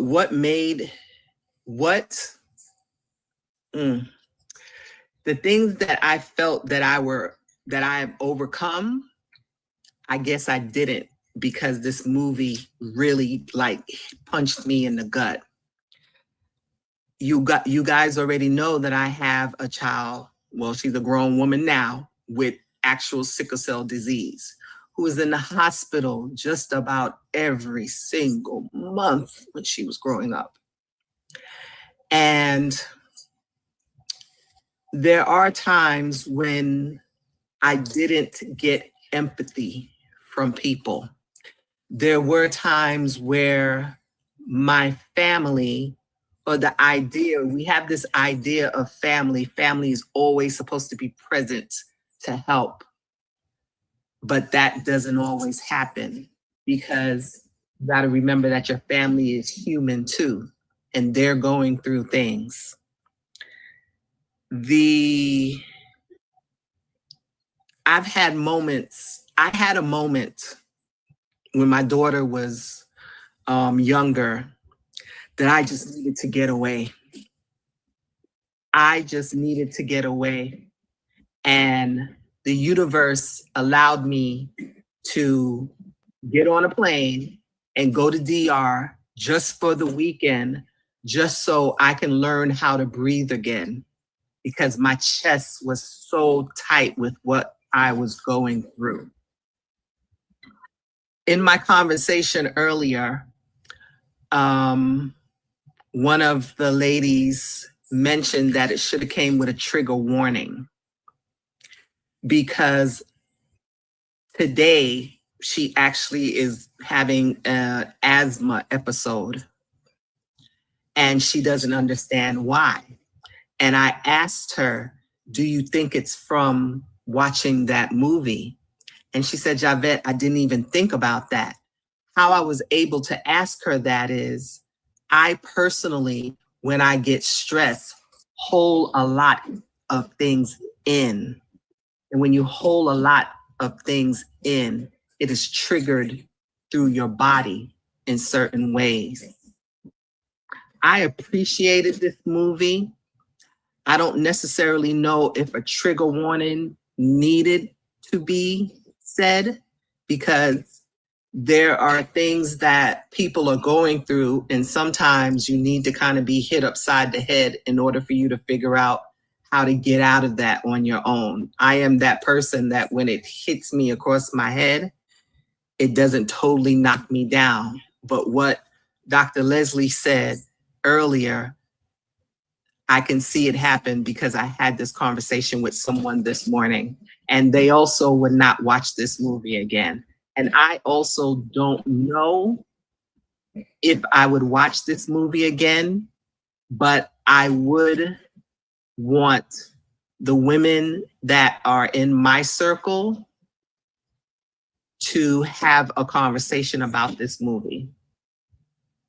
Tyler Perry does take a lot of the negative aspects of being a woman in this United States of America, but I think at times it needs to be seen, because especially as a Black woman, we always get that title put on us, you're so strong, you're so strong, you're so strong. And I used to always tell people, I ain't asked to be strong. I personally did not ask to come in this world to have to struggle and be strong. And we need to understand that even your strong friends may need a helping hand, may be a hug, may need a moment to just breathe. So that's my take on this movie. And then at the end, I had no idea, I don't want to tell the whole story, but at the end, to see what was really going on, I do feel at any moment people can snap. With just one simple thing, you can just snap. That's why we have to give love to people. I yield. Thank you, Ja. Thank you. Welcome to the stage, Jalette. So we have two Jazz on the stage. Welcome to the stage, Jalette. Thank you so much for being a part of Coffee and Dough. Just a quick reminder, we are live on internet radio, live on YouTube, as well as here on TikTok. Go right ahead. Let's hear what you have to say. Go ahead, Jalette. Good morning, everybody. So the movie, I watched it twice, and I watched it once by myself, really, because I wanted to see how much I can let my kids watch it. So I had to do that, but then I watched it with my daughter last night again. Tyler Perry does have a niche that he does. And that's fine, but for me, this movie really just hits home on a lot of things that regardless of what we're going through as women, we still push through. I'm not a single mom. I don't know how I would do as a single mom, but I'm sure I'd figure it out. Like I always figure out everything else, right? But I don't want to give away too much of the movie for those that don't watch. But if you watch this movie and you're not sympathetic or empathetic to people in life on a daily basis, then I don't know what to tell you. It's just like, especially living in these times now that we're in, we're missing a lot of empathy and caring about people. And sometimes you see people just like in the scene with the police officer, and she's just having the worst day of her life. But you just have to go the extra mile to put her in her place and to say something because she accidentally did something to you. People are going through it now, and we just have to be more mindful of the way we treat others. Absolutely. Thank you for that, Jalette. Go ahead, Dr. Leslie. Oh, sorry, Dr. Leslie. Hold on, Dr. Leslie. It was Mr. President, then Dr. Leslie. Sorry, my apologies. Go ahead, Mr. President, and then Dr. Leslie. Yes, I haven't watched the movie as yet, so I can't comment on the movie itself, but there are a couple of things that you keep hearing, right? People accuse Tyler Perry of sort of being sort of over dramatic when it comes to some of these movies, sort of dealing on the negative side of the experience that a lot of women or people of color face, and like he portrays it too vividly or so. But my question is, the reason why we are triggered, is it because Tyler Perry is overdramatic or sensationalized or highlight these things too much? Or is it because we could identify so much and we are still dealing with a lot of the traumas? And a lot of us that would like to think that we are healed or we have moved on have so much areas of our lives that still connect to this. Is it also that Tyler Perry captured the essence of the African American community? Just look at that aspect of it, right? That nobody else or not much other producers are able to capture. And because we are not used to that, we think it's too much to deal with. Another thing I want to underscore is we look at some of those movies as though they are history, or these are some of the struggles we had to deal with. Not realizing, in my opinion, and I'm just generalizing here somewhat, that there is so much people today that is dealing with it. Hence the reason why people can get all the emotional feelings and everything like that. Not only they haven't dealt with or been addressed some of the issues they have been through before, but they are still going through it today. And when we look at it, there is not enough advocacy, there is not enough things out there to help us navigate those things. So I think it's not necessarily that he is over dramatizing it, but I think that we have buried a lot of it so much and have not dealt with it that when he portrayed it is so real because he could portray it from our understanding and our perspective that it becomes overwhelming. Because stuff that we think probably was dealt with is buried, and it's like he awakens it. So it makes it extremely difficult to process, to deal with stuff like that. And that is just what I just want to bring to the forefront, because it is easy to say, why would Tyler Perry, he's always dramatic, it's whatever. But if you look at it, he's able to capture the soul of the Black community more than any other director out there right now. And I think that is why we identify with it. That is why we are so emotional. That is why in some people, you watch the movie and you get to an uncontrollable state, because it makes you reflect and think about things that you don't want to think about. Not necessarily that you don't know exists, you just don't want to think about it, or you're unable to process and deal with it. That's my submission. All right, thank you, Mr. President. Go right ahead, Dr. Leslie. Oh, there's so much to say. And this is the kind of discussion I would have had in my performance studies classes in grad school.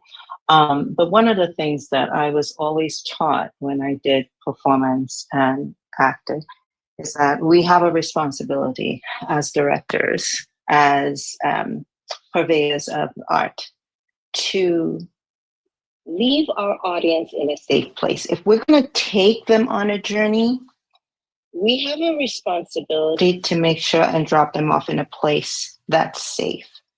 And I feel sometimes and you know, a lot of things can be true at the same time, right? Mm-hmm. But I feel sometimes in the desire to tell the story, it can sometimes border on exploitation.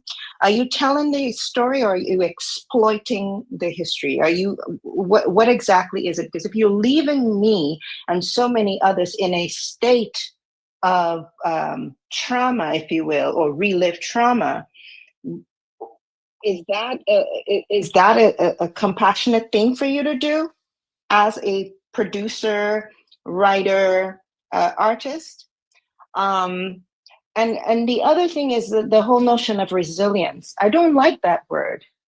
Why I don't like that word is because it says that I just bounce back, quote unquote, bounce back. It doesn't say that I necessarily grow from it. It says I go through it, I survive it, but do I come out better on the other side?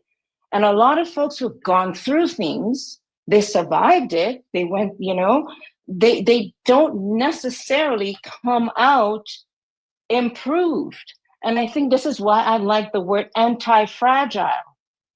Anti-fragility says that even though I have setbacks, and even though I have all this stress and stuff, I improve and I grow stronger because of that, because of the stress that is placed on my soul. When I am anti-fragile, I grow and I'm better at the end of it. And I think it's just a subtle semantics, perhaps, but I think the terminology are weighty, because if we start looking at the terminology and really working through it, we may have better results, because so we use this resilience, but resilience isn't necessarily a good thing, in my opinion. I don't think it's a good thing. So the movie, I think, was made to evoke the emotion. I feel emotionally exploited in a sense, because it didn't give resolve. Even if the resolve was to ask more questions. And as an artist, I feel like when I approach a project, that I want to, my intention is to leave the audience in a better place. Even if it's a place where they're asking questions, where they are wrestling with it, but also give a space to do that. I think that is artistic integrity. And I'll stop for now. All right. Thank you for that, Dr. Leslie. Moving through the panel, I see that you want to say something again, Ja, but I'm going to go through and give everyone a chance. And then I'll come back to you, Ja, then back to you, Jalet. Dr. Sharon, James Rosolo, anything you'd like to say before I go over to Ozzy? Moving through. All right. Go ahead, Ozzy. Go right ahead. Yeah, just listening to the discussion, I think this is a very productive conversation to have. I think that's where a lot of the intersection between creativity and business comes into play. Movies and a lot of art typically is some sort of exaggeration or dramatization as well. But I do understand Dr. Leslie's point as well. I think there are different ways to see it. Tyler Perry definitely has a niche, but I also can see how on the business side of things, it's like, okay, well, this works. This is, his ideas are consistently being funded. They hit whatever goals he has in mind. Me personally, the things I don't like about his stuff usually have to do with like lighting or continuity, that kind of stuff, like the more technical stuff. But I also see how with some of these stories, it's very tricky because you want them to be very relatable, but at the same time, like Dr. Leslie said, is how what is the message at the end of it? What do you want to say? And I understand, when it comes to creativity, you don't want to be put into a box. You have certain ideas you want to express, but at the same time, you can help and harm at the same time. So it's very tricky. It's a very, very tricky place to be in. All right. Thank you, Ozzy. Ja, and then Jalet. Go right ahead, Ja. I wanted to speak on something Dr. Leslie said, and Ozzy kind of opened it up. I'm not really sure how Tyler Perry could have left the movie to where someone would not have been triggered. But what I do know is because for me, I have a circle of people, especially women, that I speak to weekly because we do weekly wellness checks. What his movies does provide is a way of speaking up, is a way of learning how to listen, because there have been I have a weekly meeting with women, and there have been several things that has either happened in the world or was shown on a story that now gave voice to one of the women in the room.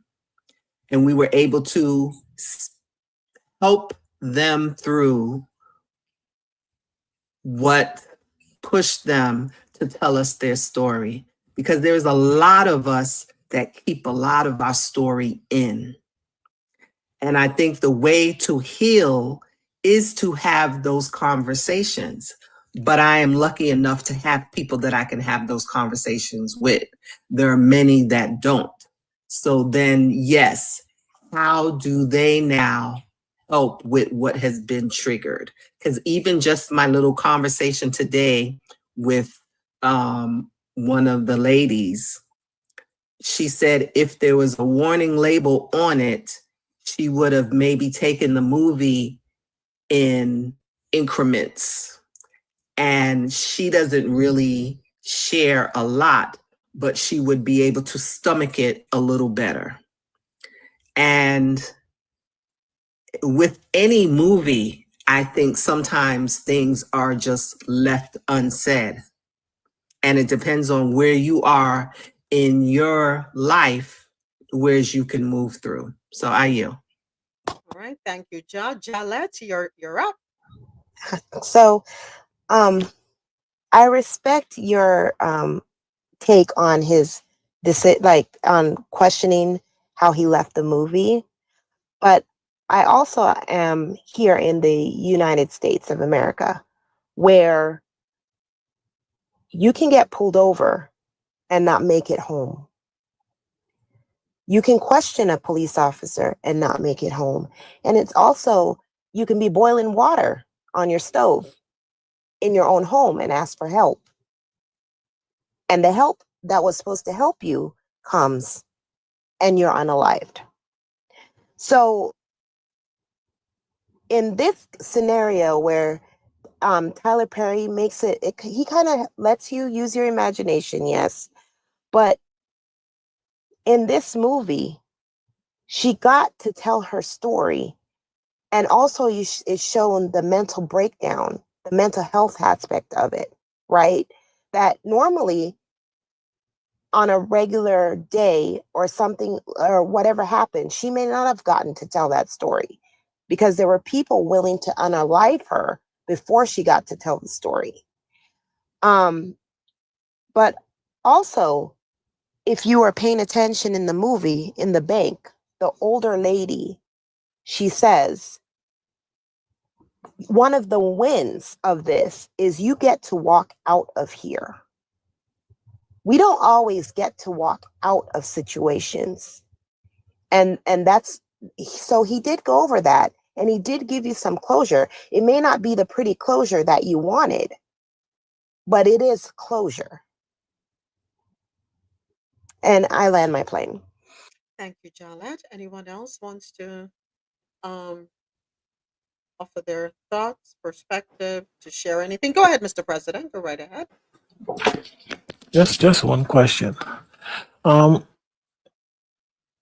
Given the context of the conversation and stuff like that, do you think is because of the lack of availability of stuff like mental health treatment, therapy, support groups, especially in the American system, where, for instance, in the Caribbean and elsewhere, you have the extended family that provides massive support, whether we realize it or not.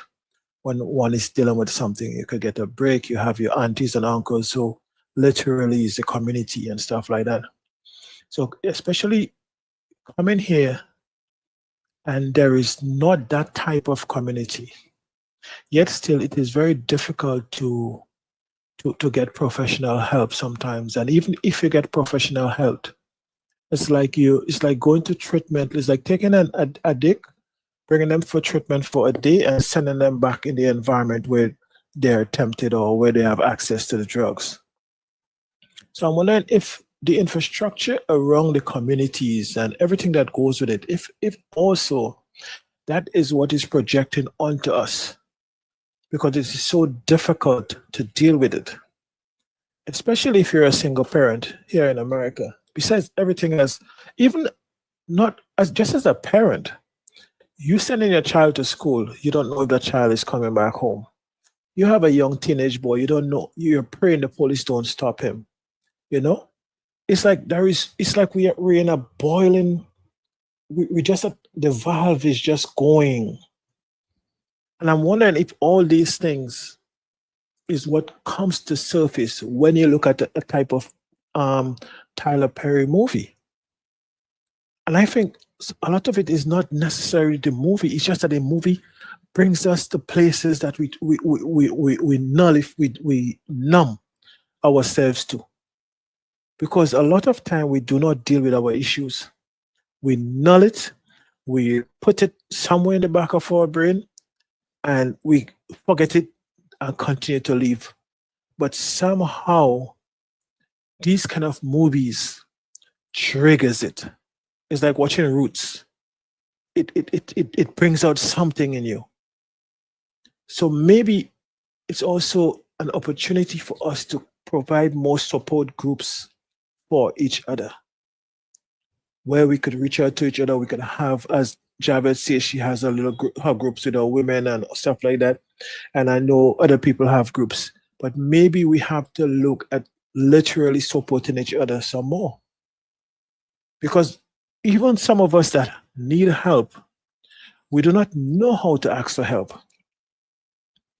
And even when you get some help, there might be one person that just speak to the help they give you, and you don't want to help nobody else. You don't want to ask nobody else. So we're drowned in, but we still don't want to call for a lifeguard. I mean, these are just some things that come to mind given the discussion. I yield. All right, thank you, Mr. President. Go right ahead, Dr. Leslie. I think this is such a great, how should I say, a point to jump off of, because I really do believe in the power of personal narrative. I mean, that was my degree in grad school, was collecting personal narratives, and there are some stories that I was privileged to hear and curate and write that I didn't put on the stage because I knew the damage it could do if it were put on stage. And then there were stories that I put on stage that I also knew I had a responsibility to debrief with my audience after. So we sat down after the play and we talked about, and I know it's a little different with a movie, but we talked about what transpired. We get people to get whatever out before they went home, or to voice whatever came up, because I do feel that there is a responsibility as an artist to take care of your audience. What your audience does with that care is really up to them, but we have that responsibility as artists. But I think there's no right or wrong necessarily. There are very different viewpoints of it, and that's okay. That's where the discourse happens, and that's where we can grow and become better. But it was very sad to see that this can be people's realities, you know. And the other part was that the true story behind this was so devastating and so incredibly it blew, not to imply a pun, but it blew my mind. You know, when you the story of how the veteran who was unalive took a missile to the brain by the officers. But I really do appreciate this discussion, and I think that it's something we should talk more about. And it may be that we chop it up in little pieces, because it's really hard to eat a whole elephant. But let's just start with the one husk and deconstruct that husk, you know? All right. So, excuse me, I'm going to let you speak in just a moment. Rasolo, I see the red bars. I know you want to say something. Let's see if we can hear you. Can you hear me? Yes, go right ahead. All right. I just keep it real quick because I'm at my desk, but this is a great discussion. And I just wanted to say, I understand what Dr. Leslie's saying. I totally empathize with Cha, because I know she goes through it similar with her daughter. This movie triggered me as well. There were certain parts of it that I personally lived. And I remember when a certain part came up, I just took a deep breath. But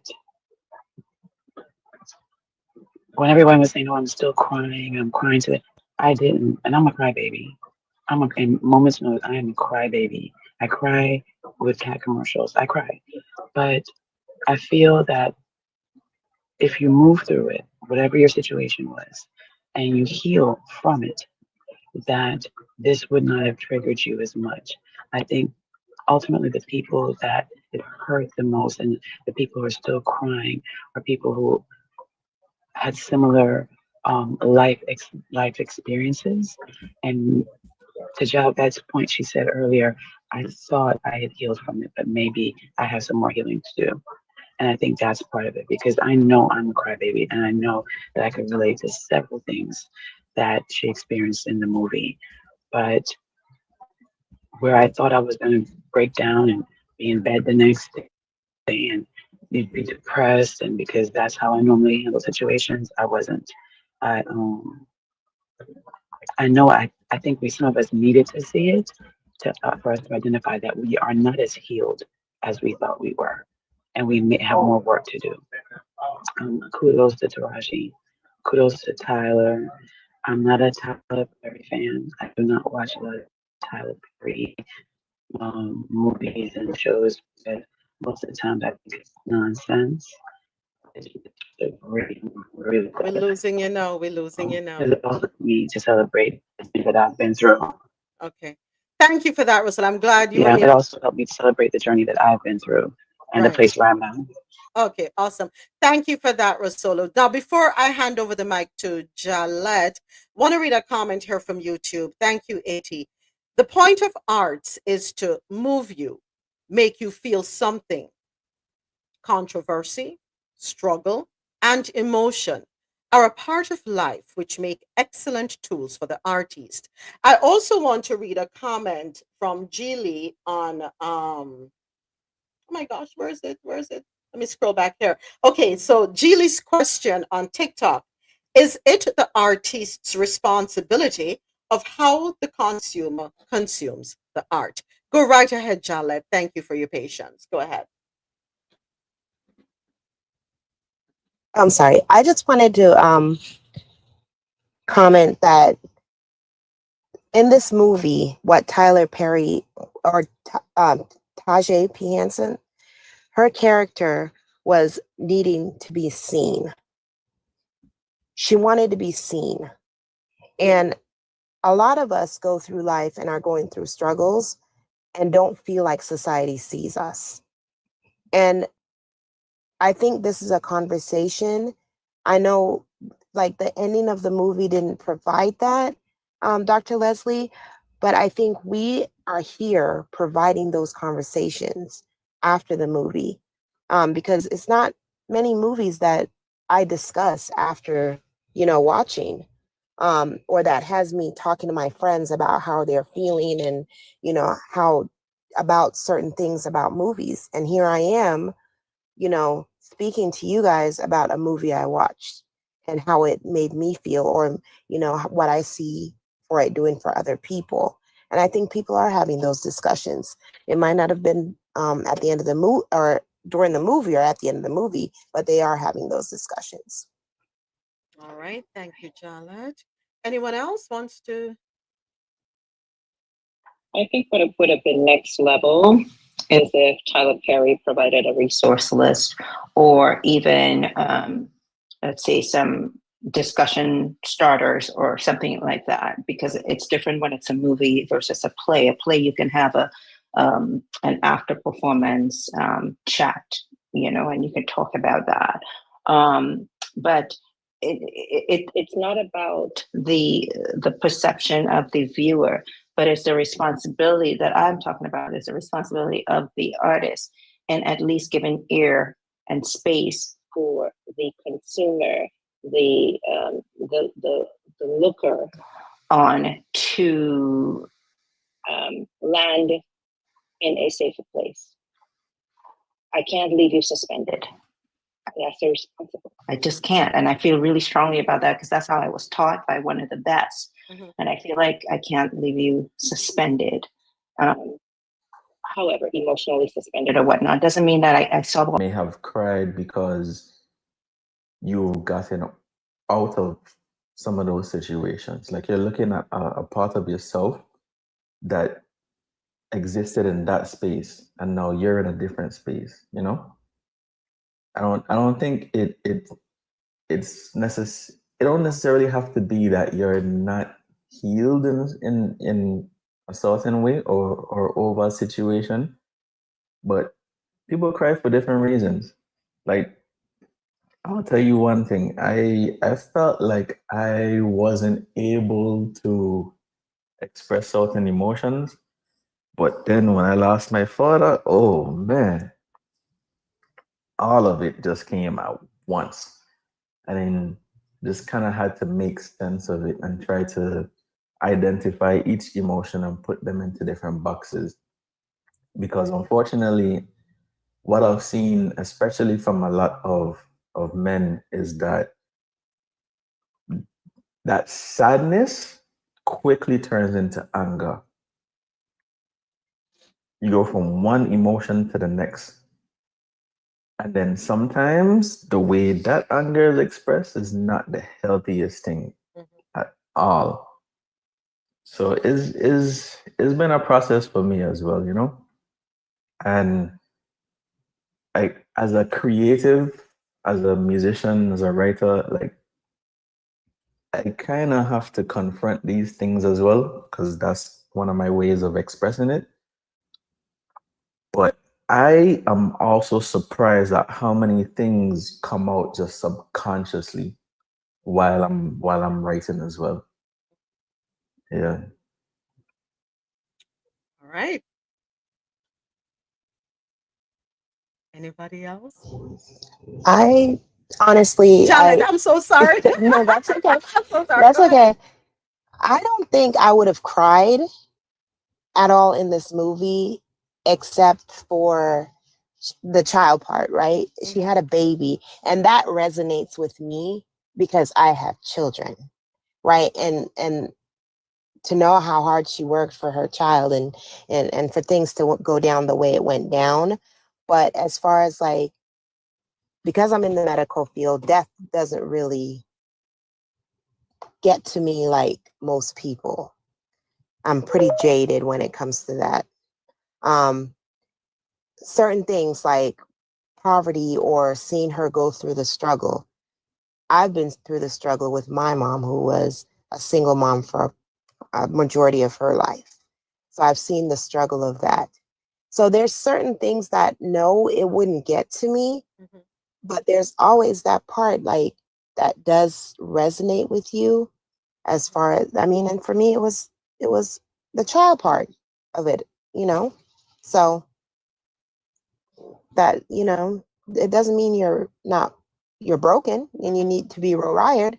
I mean, I laugh at things too. I laugh in funny places and I make dark jokes. That's how I get through things. It doesn't mean you don't feel anything. It just means at that point you need to move on and you have things to do. Yeah. Yeah. That's all. Yeah. Thank you for that, Janet. Thank you. Go ahead, Dr. Leslie. So, you know, I don't have kids. I've never struggled with single parenthood, you know, any of the subject matter really. But what I do is I talk to people who have gone through stuff. And I think my tears came from a place of compassion more than anything else.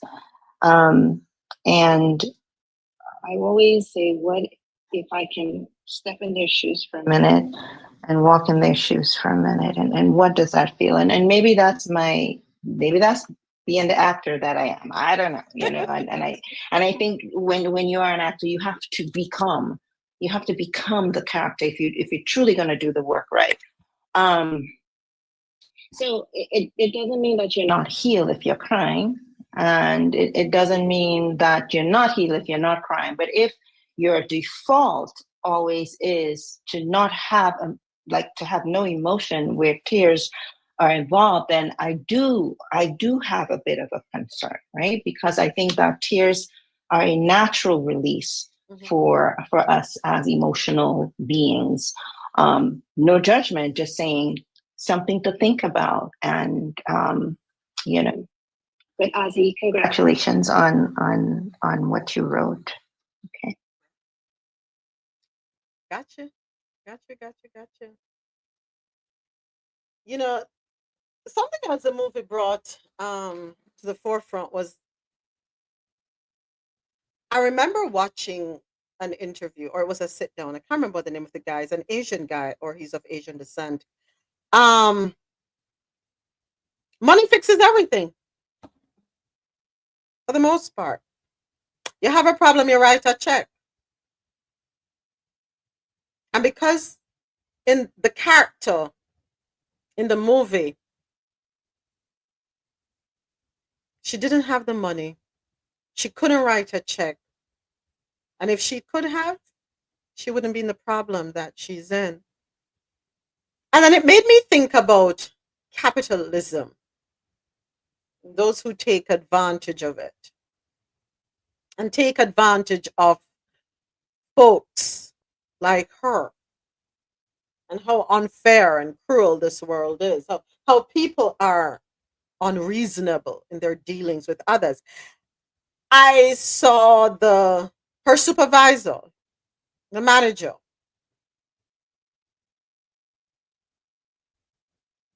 I was like, whoa, he didn't have to be like that. He was cold, he was callous, he was mean, he was not sympathetic, he was, it was just awful. We need less of that type of behavior in the world.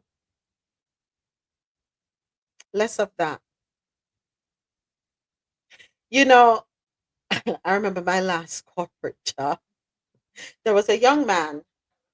He didn't report directly to me, but I remember going into the break room and seeing him there looking very despondent. And I said to um the woman who her forgot what her title was, but her responsibility was to, keep the environs clean. And I said to her, "What's going on with him? Is he okay?" She said, "No, he's not. His wife is in labor and they refuse to let him go home." I said, "Excuse me?" So I turned to him and I said, "Get out of here." He said, "But I'm going to lose my job." I said, "Go. You're not losing your job. Don't worry about it. I got you." He's like, "You're sure?" I said, "Go. I got you."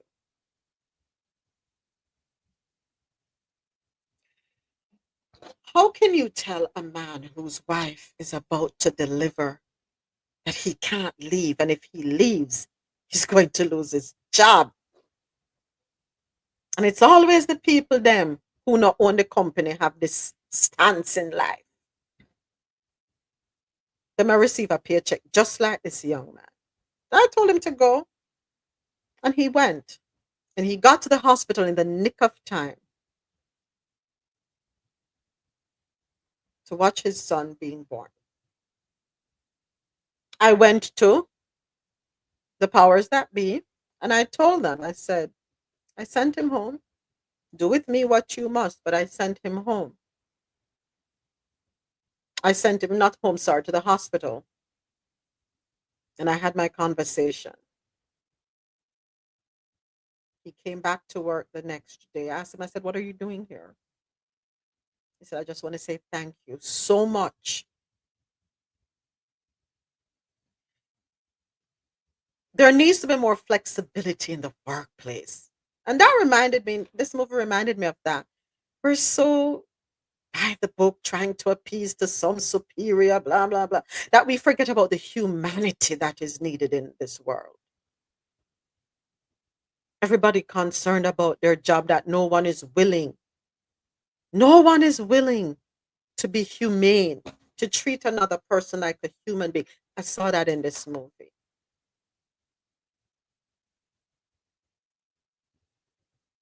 You want to show up for somebody, show up for somebody. That's one way we can do it.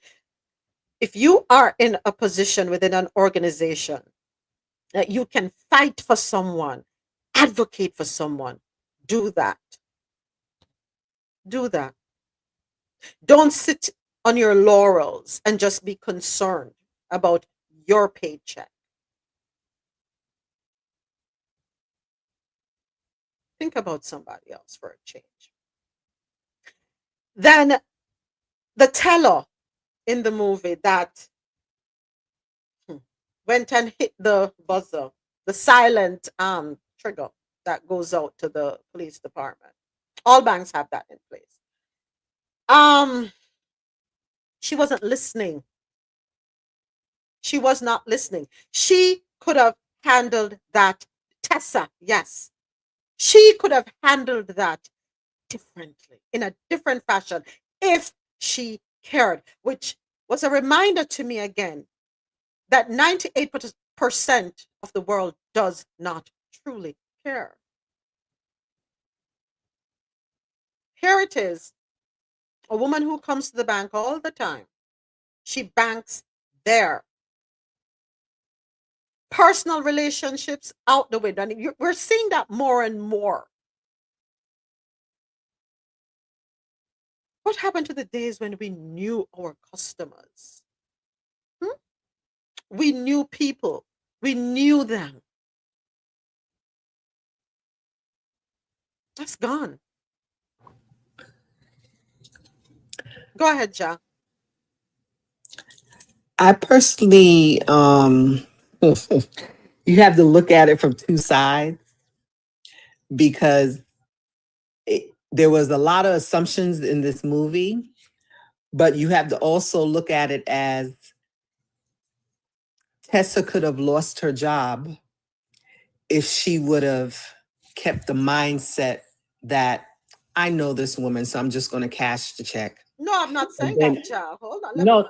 No, I'm saying, but some people would probably think that. She could have handled it differently. She could have said, hold on, yes. let me go and talk to my manager. That too. That's all she had to do. That too. Let me go and talk to the manager. I understand you don't have your ID. The system has the ID stored there.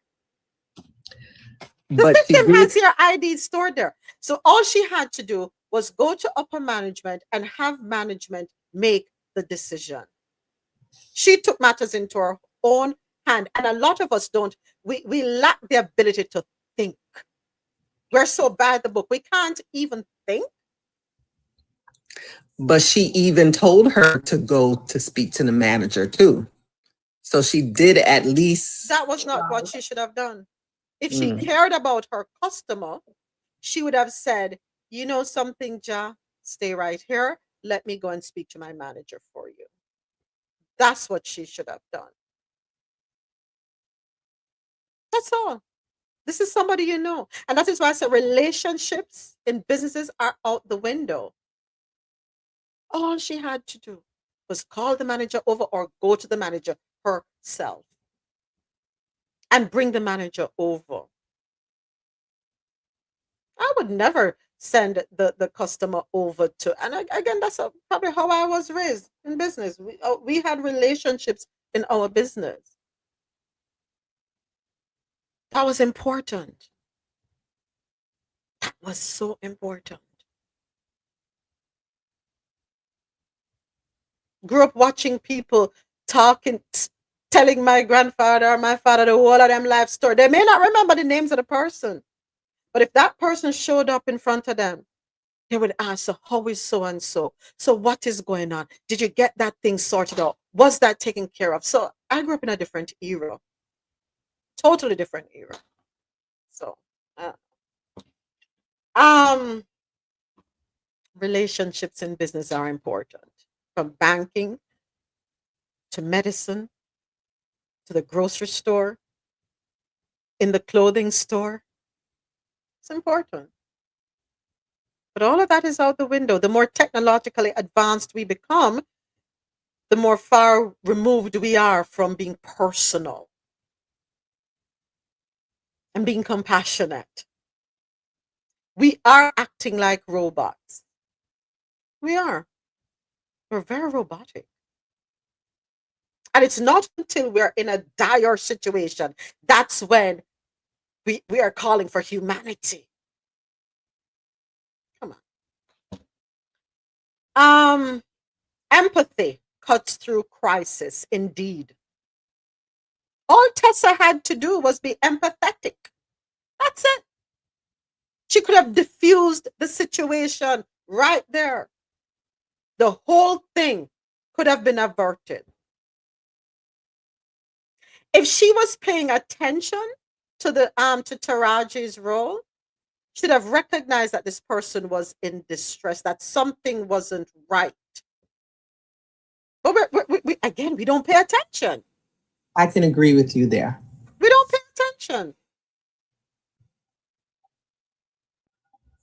We don't pay attention to eyes. We don't pay attention to body language. We don't pay attention to the things they're saying. You're absolutely right. We're hearing, but we're not listening.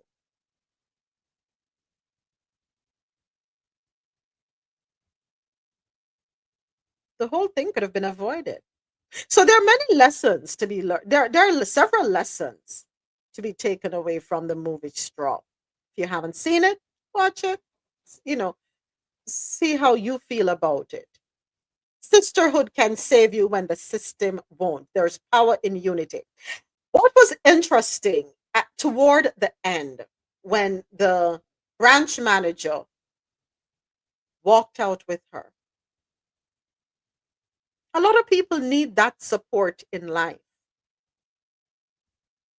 Yes, they're going to have to face the consequences of their actions, or yes, they're going to have to go through something, but knowing that there is support makes a big difference.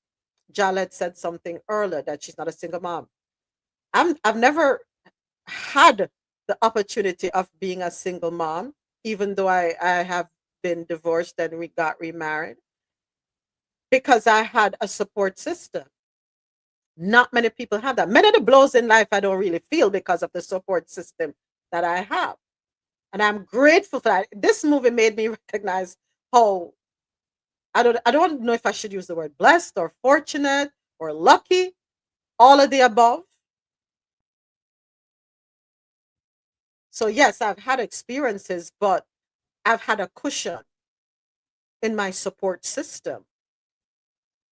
And it makes a difference. It makes a huge difference.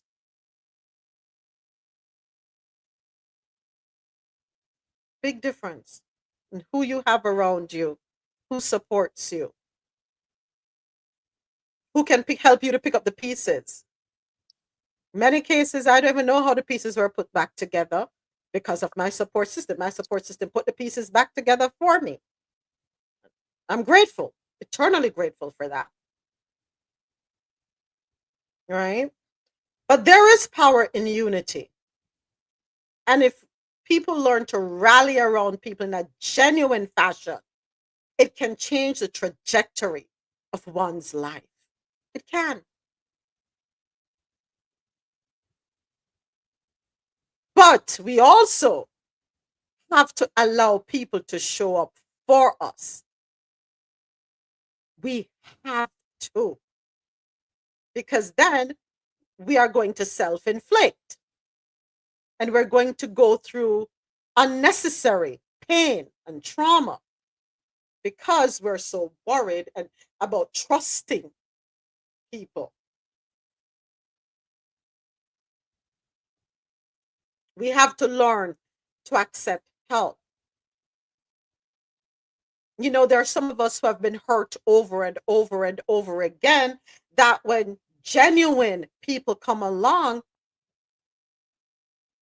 we can't relate to them. And we go back to what we know, toxicity, because that's what we're so accustomed to. Come on, folks, we have to move away from that. Learn to embrace help.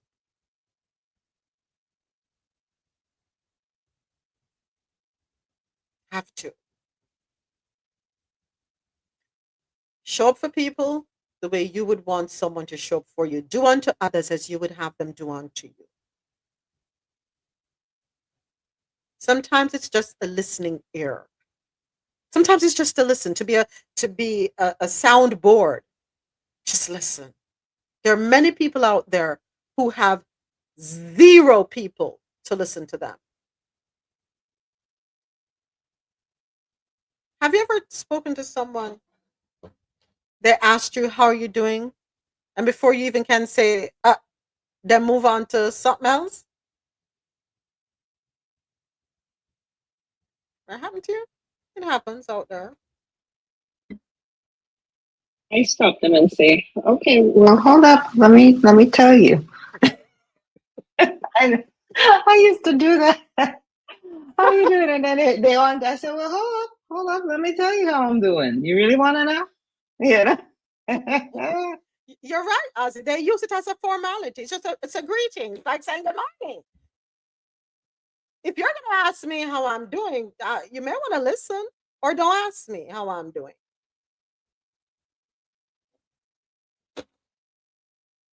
If I ask you how you're doing, I really want to know how you're doing. I'm being genuine about it. Because if I didn't care, I wouldn't ask.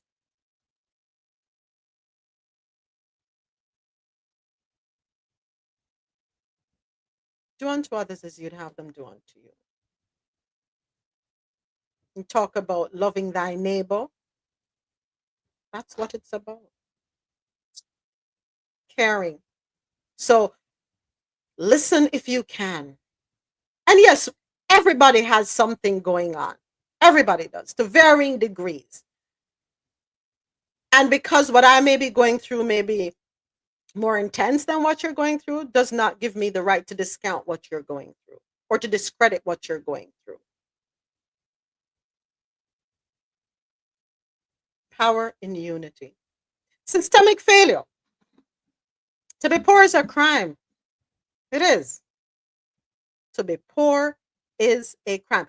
I've heard that saying for so long, but it's true. To be poor is a crime.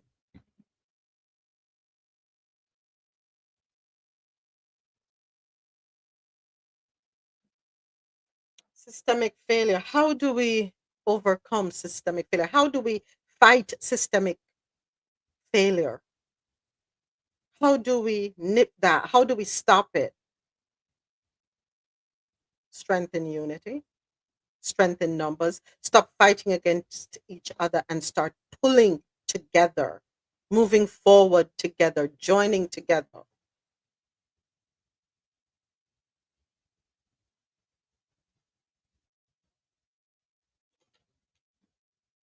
Yep, that's one of the only ways that have worked for us. Especially when was it, the 60s or so? The Black Panther Party had to come together and basically acted as security in some areas, provided breakfast for the children in the community, that kind of stuff. It's we have to look out for each other. And especially in these times when we're losing a lot of rights, opportunities, and the goalpost seems like it's just moving further and further away from us. Like I even heard this story about how in the UK there was a community of Caribbean people who basically a lot of them were able to, get a house and get certain things done because they got together and did a susu. In Jamaica, we call that partner. Oh yeah, a partner I had. miss those. Yeah, but community is the one thing that'll get us through. Individualism is on a rise, but you have to have a community to lean on. We can't do everything by ourselves, for ourselves, and at the same time. You're right, Anzi. You can get there if you do it alone. But if you do it together, it makes a big difference. Someone made a comment saying, I just finished watching the movie literally 3 minutes ago. I cried and cried. I learned that I should be very careful about how I treat people every day.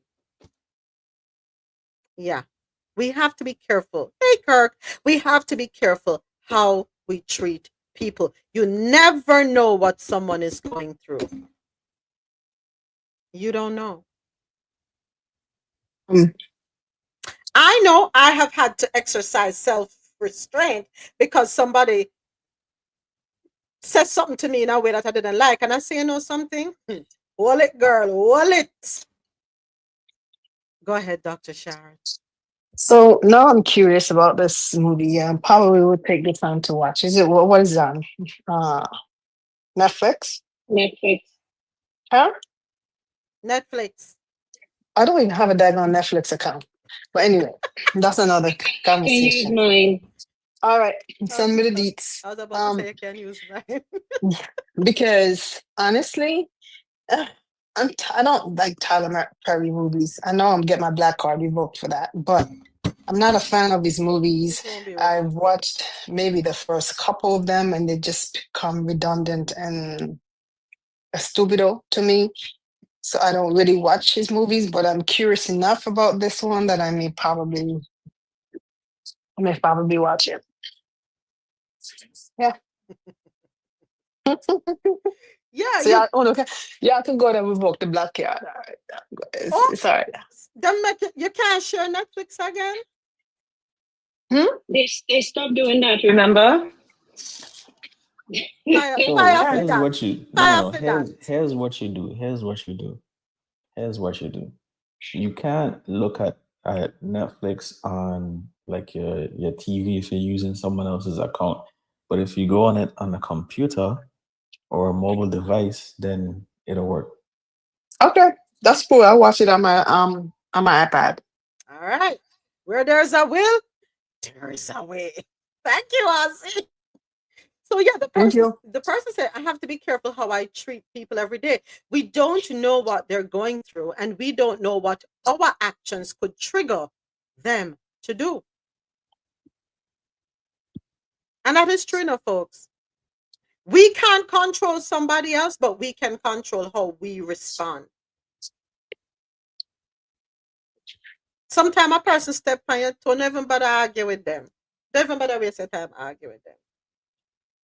Don't even waste your time because Lord knows you don't know how they might react or retaliate, and then you get yourself caught up in some unnecessary brawl or situation.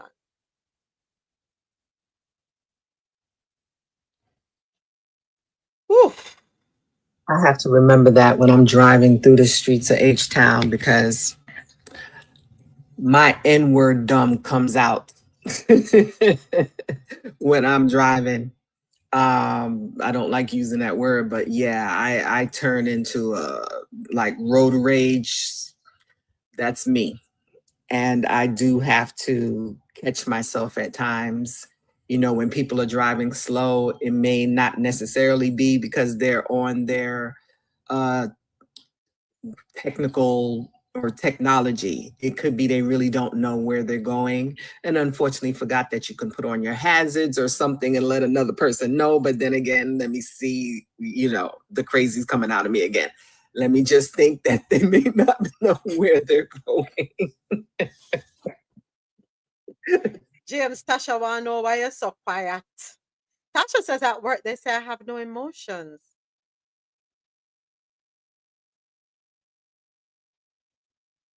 Tasha, me you need for talk, you know. Me need for call you. Me you really need for talk. I can see that because she's a nurse and I guess like someone said before, they have to be a certain way to not let things get to them. Single motherhood is a full-time job with no lunch break, no sick days, and sometimes no backup. The other day, someone shared a post with me, a Jamaica Gleaner post with me, and I was a little concerned, not a little, I was very concerned because the comments that came up under that post. Let me see if I can jump back to Instagram here. Thank you for the time check, Ja. I really appreciate you for that. Thank you so much. I missed it. You know what I need? I need another time check for 11 o'clock to remind the Jano radio listeners that at 11 o'clock we switch from general over to news and talk. I completely forgot today. So I need somebody to remind me, please, and thank you. 11 Eastern? 11 Eastern, yeah. Okay. Thank Okay. you, Ja. Thank you. Let me jump back over to Instagram and because I want to read the comments properly. I don't want to tell no, oops, sorry, coffee cup problems. I don't want to tell no lie. But I was very concerned. The person that was being featured is a single mother. Ah, let me go down. Wait there. Lord of mercy. I saw me blind. Lord Jesus. Hold on there, folks. Dolly blind. Hold on. Why this doing this? No. Oh, Lord Jesus. I'm really blind for true. I was looking at the wrong thing. Okay, here we go. All right. So some of the comments. The Jamaica Gleaner put up the post highlighting someone, and personal experiences often lead to deeper reflection, and in some cases inspire efforts to support others facing similar or even greater challenges. Um, they're talking about Sarah Jade Cow, regional manager of Miss Universe Jamaica Northeast, is the visionary behind Moms of the Universe, an initiative dedicated to improving the lives of single mothers and their children across Jamaica. Somebody says, what about single fathers? Another one says here, hold on. Single parent was never God's design. Let's encourage our youth to wait until the best partner is in their lives to start procreating. Let's try not to normalize abnormal trends. Another comment, wrong message, because most moms are still supported by the child's father more time financially more than the mother. Please stop the foolishness. Another comment, always celebrating the wrong things, tabloid. Another one, stop promoting single mothers like it's a flex. Another comment, when are Jamaican women gonna finally drop the I'm a strong single mother routine? Being a single mother is nothing to brag about. Only in Jamaica is that something that only in Jamaica is something that should be ashamed of being celebrated. Another person, who and where is the child's father? Jamaica Gleaner glorifying single motherhood. Furthermore, most of them are being helped, especially by grandparents or men. Let me tell you something. Trying to influence young ladies to get married, build a family instead of praising, being used and pushed aside. I'm confused. I don't know why the Lord is triggering me today. So I'm so annoyed right now. The Lord is triggering me today. I don't understand why. I will speak after you moments. Go ahead. We're going to speak after the top of the hour when we end the live stream on QMZ Radio and on Mad Music House, and we'll be continuing the conversation on Jano Radio, News and Talk, YouTube, and here on TikTok. Oh, Jesus. So when I saw the comments, I think I cursed every expletive under the sun at the comments. And then I just said, do they know that some people, single parents come about various ways? Some by choice, and if that's their personal choice, that's their personal choice. Some because their significant other left them. And we have a tendency, and I can't speak for all communities, but we have a tendency in Jamaica, when a man leaves a woman, we like to blame the woman, never the man. It's always the woman's fault why the man gone. Always. Always. Then I think they're totally unaware that sometimes partners pass on. So when the person talk about say, what the one there, Orlando, single parent was never God's design, then why did God allow one of the parents to die? Answer me that. You see, sometimes people run them mouth and don't know what to say, and if you're not nothing to say, shut up. Yeah, right, that's all. And some who attack You know, let me not stop. Let me stop right on my head. Let me go ahead and wrap up the internet radio live stream with QMZ Radio and Mad Music House. Bear with me a second, people. 1 second. You see, when people insensitive, then draw me out, very, very much. Draw me right out. Hang tight. Big thank you to everyone listening on QMZRadio.com. For quality music while you work or play, keep it logged on to www.qmzradio.com for that good music to get you through your day. Thank you to everyone for tuning in to madmusichouse.com. Any genre, anytime. Coffee and Toe is brought to you in part by Grand Coffee House. Enjoy 20% off all coffee products. Shop today, www.grandcoffeehouse.com. Use the code CoffeeInto20 at checkout. And also brought to you in part by Lormel Skin Food for a natural, beautiful you. We will be back with you tomorrow morning, 9 a.m. Eastern. Have yourselves a wonderful rest of the day. We invite you to continue watching and listening on YouTube or on TikTok, Coffee in Toe.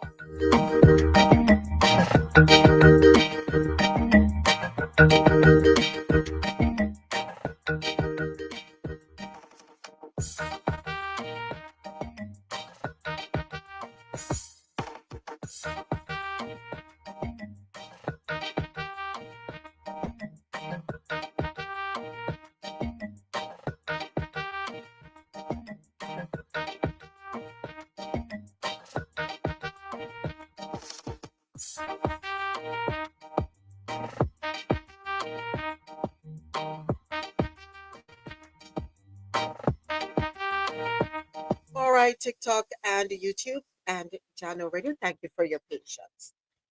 Ozzy, what are you missing? Okay, so let's go back to the article. I'm sorry if No, no, I'm no. triggering anyone. I heard it. Okay, I'm I'm just sorry. I'm confused sorry. as to the logic behind it. 'Cause as far as I know, most women don't choose to be single mothers. That's not like something you just wake up and be like, you know what, this is what I want to do. So I'm And glad you then said that, Ozzy. Go on, and then I'm going to say something and hand over the mic. Go ahead. we acting as if like children are going to raise themselves. So like what are we really doing? If literally the child has one parent to raise them, we expect them to not be raised? That's not like a position you apply for. It's just most people making do with the best that they can at the moment with the circumstances. And to continue to villainize women in that way is stupid. That don't make no sense. It's ignorant. So, So, yes, Ozzy. And Dr. Leslie, you're right. Some do. And if they do choose to be a single parent, that's their business. They must know why them choose that. Do you know their story? Do you know what they have been through? Do you know what led them to make that decision? You don't have the pieces of the story. You don't know their story.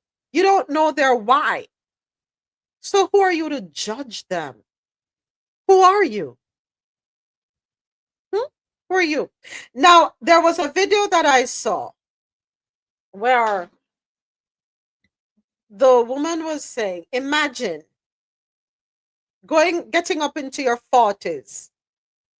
All your life is here. You don't want to have children, but boom, you hit 40.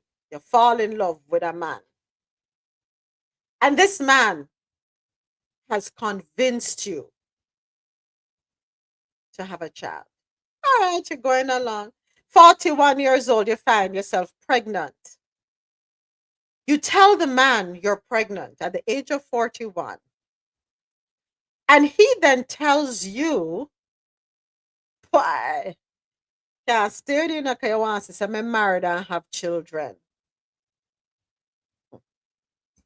But you're going to sit on the sidelines and judge that woman. You're going to sit on the sidelines and judge this 41-year-old woman who was tricked by a man who may put her story out there and talk about how she was able to overcome the trauma, the emotions, everything. And you're going to sit there and judge her.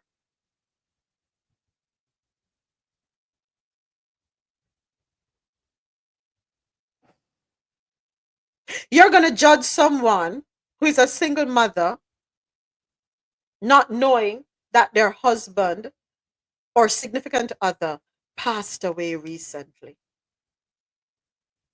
You're going to sit there and judge someone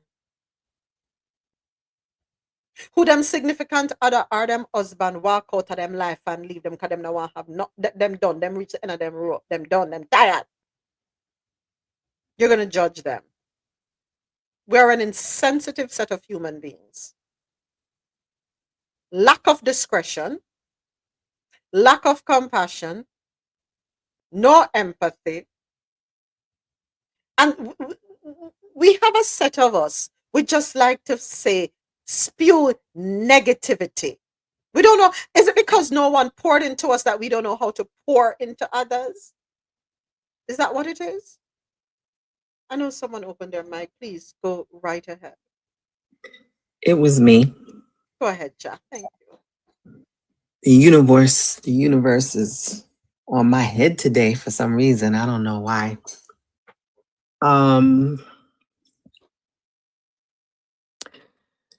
reason why I decided to have my daughter is the man that I was with was so in love with me,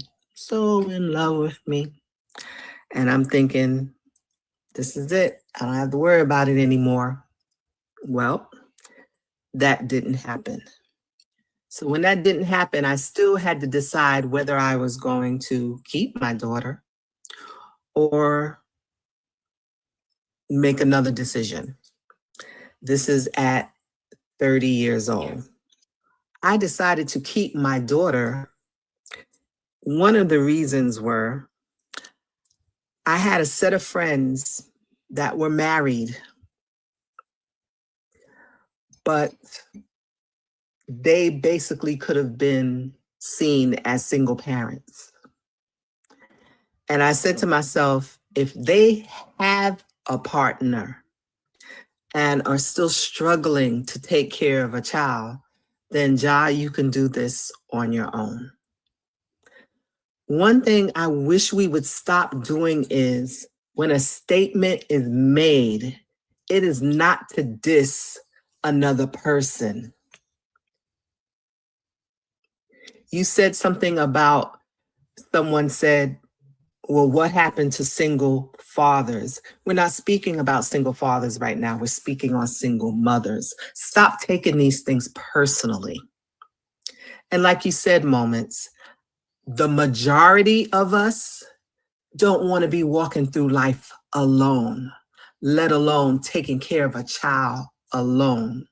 But if circumstances arise that you have to do it, you just do it. Why? Because that child did not ask to come into this world. So that's how I looked at myself as a single parent.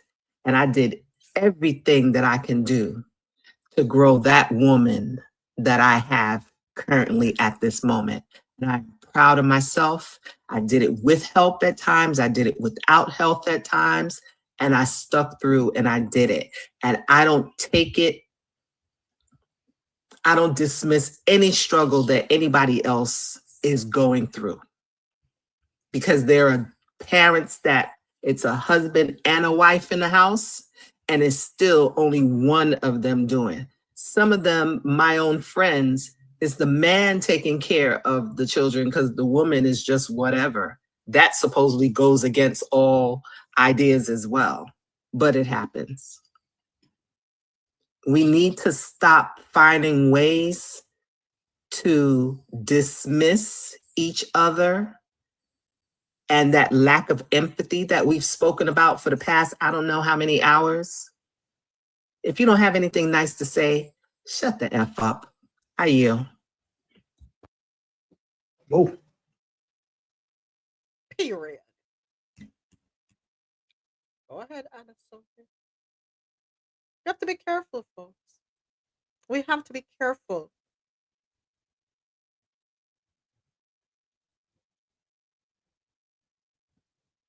What if a woman grew up in a situation, in a toxic environment, and all she saw was abuse? And because of that, she feared that happening to her. She knows she wanted a child, but she feared going through the same thing, reliving her mother's experience, her grandmother's experience. So she has decided, you know what, I want to have a child, but I don't want to get myself tied down for fear of that happening to me. So you're telling her, okay, she not supposed to hand up it then?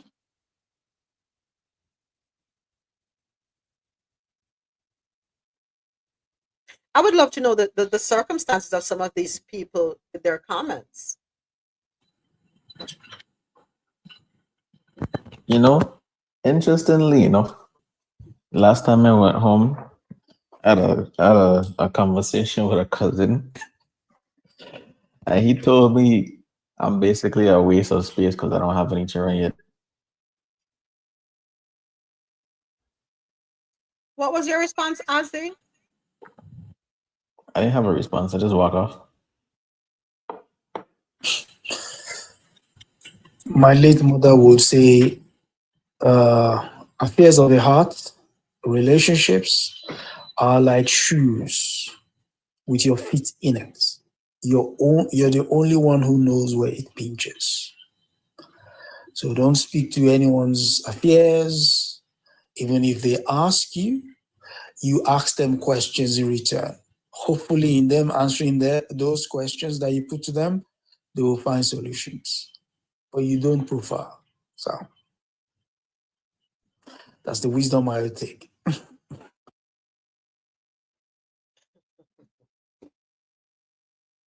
So insensitive. Exactly. Ozzy, repeat what your cousin said to you for Dr. Leslie.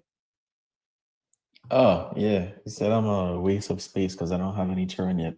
How many children your cousin have? 4? And I hope they're all with one woman. I hope he's married. I Yeah, hope he's involved in all of their lives. I hope he's he is. taking real good care of them. Okay, good. At least he's doing that. But what Yeah. gives him the right to say that to you? Is he God? Again, you would expect that, you would least expect that from a parent where the constant interaction with kids demands empathy. To think that that is a parent that says that's deeply troubling. I'm sorry, that's deep. Does he have any girls in there? All of his kids are girls. Oh my God, I wish. I didn't hear you again because your mic is so low. I have to turn up my phone volume Something to wrong hear. with your Timika. We are here as a loud and clear, Dr. Leslie. What Lamb doing with the things over there? Lamb interfering with your things? Boy. I can hear it when I turn it up. I can hear everybody pretty loud. Leave my child alone. Don't bring Lamb into this. Oh man. Lamb learn jiu-jitsu, you know. All right, well, let me tell you something. Well, you handle it. Okay, perfect. Walking away is sometimes the best thing to do, yeah, Ozzy. For real. Walking away. Yeah, if I don't do that, I usually ask them like, okay, so how much time and or money are you willing to contribute to this child? When God ready for you to have a child, you'll have that child. Okay? You know, worry about the people them. Worry about them. Let them go and talk. Mouth cut crossway make the chat. Tell them get out of your epididymis and your prostate.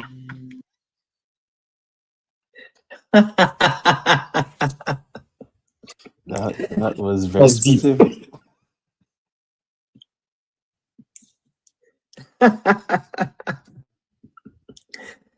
When did the world change so much? When did other people feel that they have a right to just dictate a person's mind, body, and soul?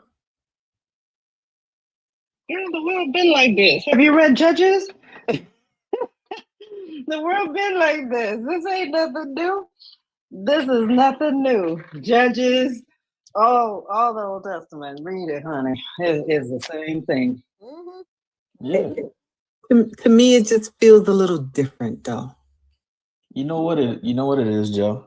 I think one of the biggest reasons is that with social media, we're having a lot of unsolicited opinions on a lot of things. And people just sharing and playing into it. Some people don't even believe the things that they're typing, but they just say things to be included in a certain topic. They If we're know. being honest. Exactly. No. And it's usually the ones that are so outlandish that get responded to. You go watch, go read under any comments, under any comment section. As the most outlandish person that then gets reaction after reaction, and they sort of bask in that. And you could tell that kind of person is lonely. Yeah, attention is a hell of a drug, and nowadays. Sorry. My apologies. I was bringing up something Yeah. that I wanted to say. Yeah. It's a hell of an intoxicant, and people nowadays will do anything for it. Yeah. Absolutely. So one more thing I want to talk about, and then we're going to wrap up. So Julie Mango, Dre sent me the video. Let's take a listen. Made some posts on my Instagram stories expressing how I was feeling, and it left a lot of people worried. But before I go into what happened, I want to point out how I was able to employ what I would refer to as a mental health crisis first aid procedure. A few hours after, when I realized the weight of what just happened, on top of my distress, I started to panic. And so I called Joel. Now, based on how I imitate Joel's voice, you probably can pick up which Joel I'm talking about. Joel, I made some posts on Instagram a while ago. You see them? Joel say, yeah, me see them. Me say, you see it? Him say, yeah, man. Me see them. So me say, you don't think me need to do a video addressing it or something like me have? Joel say, put out which video? No, girl, that not important. You need to get some help. So me say, get help? Joel say, Julie, me not ask you, girl. Right now, you need to put on your phone and get some help. Girl, I got you. Go get some help. That unperturbed voice amidst the bedlam of voices in my head was very helpful, and so I was able to go silent. My cousin came and spent a few days with me so that I wasn't by myself, and I got the immediate and critical help that I needed. I took a few weeks to stabilize, and as so comes now, I'm able to resurface. In terms of what happened on Sunday, I was experiencing the crescendo of acute, chronic, and debilitating emotional pain from an incessant broken spirit and a broken heart. Remember, I did a video some time ago showing that healing, even though the trend line is upward, the actual journey is up, down, up, down, up, down, up, down, up, down, a ground, up, down, up, until eventually you start climbing, continue on your healing journey. What had happened on Sunday was one of the dongagrong moments. I was crying, and it's a type of cry where there's no sound, and the type of tears that burn your skin, that flows like a leaking pipe. No facial expression, no effort. Wanting to go and be with my uncle, wanting to go and be with my mom, wanting to go and be with my grandfather Nehemiah, who's been deceased over 20 years now. I didn't harm myself or anything like that. What I was going through was much more than that. I wanted God to take me home. So I put down my phone, lay down on my back, clasped my hands, looked up at the ceiling, and prayed for God to do his thing. I may wait. Then my phone ring. Nora calling me. Now, Nora is on Instagram, so she has no idea what was happening. And she's Latina, so she say, come have breakfast with me. I'm like, I don't feel it. Come with me. I'm coming for you. By some miracle, dragged myself out of the bed, got dressed, and got to get some food. Now, when I'm looking back at that specific portion of the situation, I realize how akin it is to something that Elijah did in 1 Kings 19, verse 4. He sat down under a solitary broom tree and prayed that he might die. I have had enough, Lord. Take my life because I'm no better than my ancestors who have died. Then he lay down and slept. But as he was sleeping, one angel touched him and tell him something. The angel said, get up and eat because you need food to nourish your body. After having breakfast with Nora, I went to the Missouri River to just sit down. When I look at my phone, I get a notification from Instagram saying that someone thinks that you are in trouble. So I deleted the stories, and in 6 hours, my stories got 34,000 views. I got email, DM, text message, phone call, reposting. By the time I saw all of that, it was too late. It was all over. Some ex-boyfriend when me did black call me. I said, oh, don't get my number. Let me lose my touch. So I said to myself, what have I done?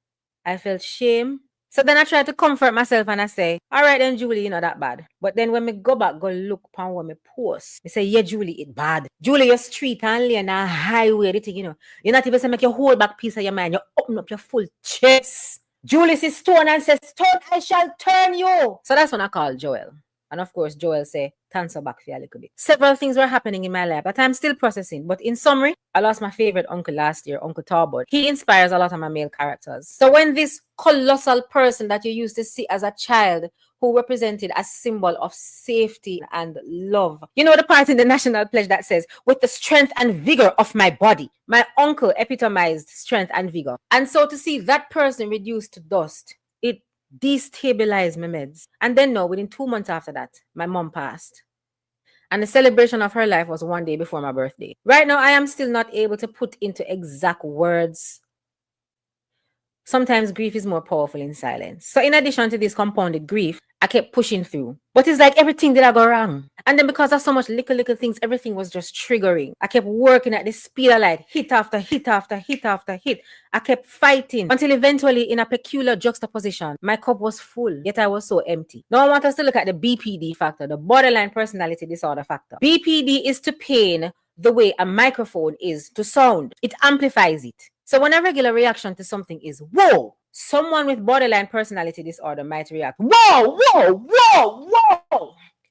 There are 9 clinically recognized symptoms of borderline personality disorder. I would have conquered 3 of them in terms of fixing my self-image, learning to love myself, learning to abstain from impulsive and reckless behaviors. But what did I peep out right here, so? I mean, anybody pay attention? Was my emotional dysregulation. One of the attributes of borderline personality disorder is emotional dysregulation. Now, this is not the same thing as saying someone is very emotional. It's a dysregulation, it's a disorder. So yes, while I was employing proper coping mechanisms, reframing my thoughts for when I had those big, powerful emotions, if left unchecked or untreated, those big, powerful emotions can even cause you to go back to square one. So thankfully, this incident gave rise to a few breakthroughs for me, and I want to share them. Biblically speaking, I realized that I am a lot more like the psalmist David than I would like. Sometimes you express utter disillusionment towards God, and then the next day you're having utter praise. 1 minute David is saying, how long will you turn your face away from me? Forever. And then the next minute he is like, my heart rejoices in your salvation. Medically, there is room for me to unlock the next level of clinical healing. Where I am on my journey, I have come so far, and I am so glad that I can recognize and be fully aware of the next level that I need. If this had happened to me 2 years ago, hey, I found a new therapist here. Tell the truth, I'm kind of excited to see which party so take me. He will be employing new procedures in addition to dialectic behavioral therapy that I've done before. Now he's going to introduce me to EMDR. I am going to be relying on the professional to help me through that, so I'll keep you abreast. Mathematically, of course, maths are my favorite subject, so I couldn't explain all of this without the use of maths. Anxiety A is inversely proportional to trust in God T. In order to make this into an equation, we have to change 1 to the constant K. K is the constant that represents challenges in our lives. Jesus told us in John 16 verse 33 that we will have trouble and challenges into this life. So let's give trouble and challenges a value of 100. You can give it your own value as you please. So if K is equal to 100 and T is equal to 2, then your anxiety A is equal to 50. But if you increase your trust in God to 10, then your anxiety decreases to 10. And if you increase your trust in God to 100, then your anxiety reduces to 1. Faith as small as a mustard seed can move mountains. So if you increase your faith by just a teeny bit, it can catapult your trust from 100 to 500. So if you increase your trust to 500, then your anxiety A reduces to a mere 0.2. So it simplifies it, even though it is so layered, but sometimes we have to just get back to basics. So now when me I think, oh, me gonna come back and face the crowd now because of everything that happened and to put out a video. My friend called me and she said, Gillette, no, but I said not much, just say, yeah, get the help all you need. And that's it. Some people were saying, you know, don't address it. Just let it slide. I said to myself, say, no, me walk up and down and go up on stage and I say, let us break the stigma associated with mental health, mental illness. Let's move forward and ting. And me go up on wall up stage and do so. And see so. Oh, it all look for this atma. And then me come in front of one and say, hey guys, all is well. I'm getting the help that I need. Thank you for your concerns. When would I look at me and say, I either she take with her. And then I would be so insincere and disingenuous, just come and not address it. So I decided to address it. And then the other thing too is that if I had made a post about something diabetic or something involving any other physical ailment, the chances of person saying, shoo, keep it down, would have been far reduced. I decided to address it. Now I need to say thanks. The support I received immediately blew me away. I never would have expected that in a million years. I was so humbled. I tell you the truth, me not lie you. The outpouring of love and support and grace and understanding, it was so good, so apt that the immediacy of the support matched the immediacy of the crisis and affected the immediate outcome of the situation. I didn't even realize I was crying for help. My inbox turned into a prayer revolution. Different blogger accounts reposted asking for prayer, raising up prayer armies. I got emails, testimonials, DMs from both women and men. And I want to take this opportunity to say, in the same way that I was supported, if someone in your community or near you or in your family or in your friendship circle needs help in a time of crisis, offer that support. It works wonders. I want to thank my family, especially my dad. When I returned daddy's call, I said, hey, dad, a little thing happened. Daddy said, my darling daughter, did you talk to Jesus?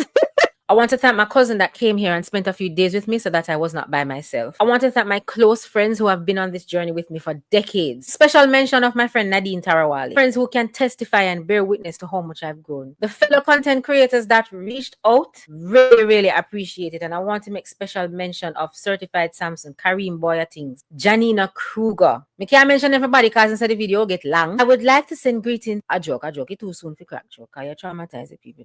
No, true. No. Yeah.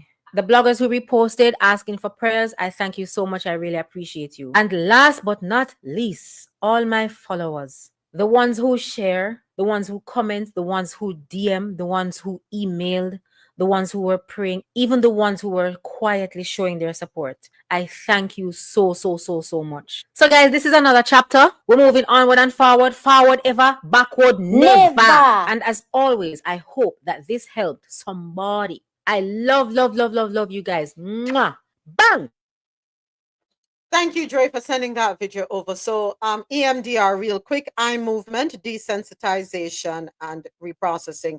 It's a therapy that is a structured psychotherapy designed to help individuals process disturbing memories and reduce distress associated with traumatic experiences. Any comments, anyone? Yes, she's actually been quite transparent over the years about her struggles, with mental health condition, and she's been doing that for a number of years now. So I definitely applaud and appreciate that. And at least it's good that she has a tribe and have people who cared about her and reached out to her. And that's good. The only thing is that everyone don't have that, that's the thing. And when you're struggling and you're alone, that compounds your struggle, right? That compounds your struggle. So, I definitely understand and could definitely appreciate a lot of what she said. Yes, Yeah. absolutely. Thank you, Dr. Sharon. Anyone else You're wants welcome. to comment on what you just heard? Yeah, echoing what Dr. Sharon just said, having those key people in her life definitely made a world of a difference. I could see how um I'm not sure if that was the exact tone that the person had when they told her like, yeah, get off of the phone and stuff. I could see how like in a situation like that, even if that same tone was used, that could be such a big help. Because in that moment, if somebody's calling you and they're like, "Oh my God, are you okay? What's going on?" Like that would make things worse. And then to have the friend who's like, yeah, let's go to breakfast. The change of environment helps a lot. Um, and then also too the fact that she had people encouraging her to like step outside of feeling obligated, like she has to respond in that moment. In doing so, I feel like that relieves so much pressure because especially as a content creator, she would then have to take time to pull her emotions together, to make a video, to edit the video, to upload the video, to deal with the comments, all of that. Like, so that's beautiful that she has that. Yeah, thank God she has that indeed, because truth be told, Ozzy and Dr. Sharon, um, she's fortunate. She's fortunate to have the world, because her audience is global, have a deep interest in her well-being. But what about the person who doesn't have that? What about the person who doesn't have that? Where do they fit in? Where do they get their help from? Who can they put it out there and receive love and support? Or are they ignored because they don't have a platform? They don't have thousands of followers. They're not content creators. How many of them go ignored? I've heard people say, oh, them only look for attention. We need to stop doing that. And I'm not saying you don't have people out there who don't do that. I'm not saying that. But we cannot be quick to resort to that way of thinking and feel that is what it is because you can't relate. I didn't know there was a handbook because Tasha, you asked a question. Are there always signs though? Not necessarily. And I have found that many, and you also said something here that, see, and Julie Mango is literally a comedian, always giving jokes. You never know. And that is so true.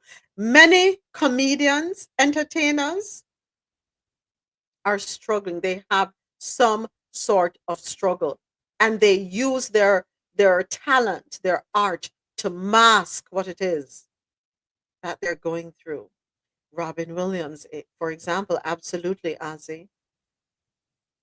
And the world has become so reliant on them to entertain us that when we are feeling down, when we're feeling a little sad and we want a little upliftment, we turn to them. Have a wonderful day, Tasha. Thank you for hanging out with us. Thank you. Right? We turn to them. Many of them have their struggles.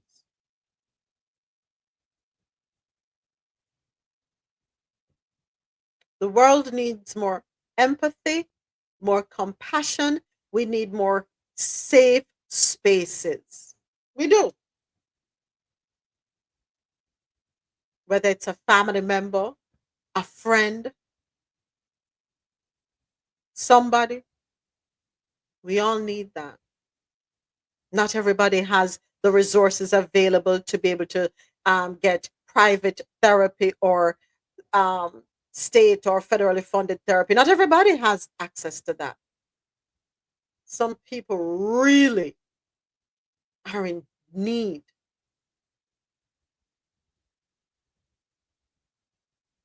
And I think, when we are so aware of the inadequacies out there, and you think about what's going on here in this country, that they're stripping away access, the little that's there, they're stripping away the wherewithal, the means, stripping it away, teaching us not to care. That's what they're trying to do, to teach us not to care. We can't do that, folks. We have to care about each other.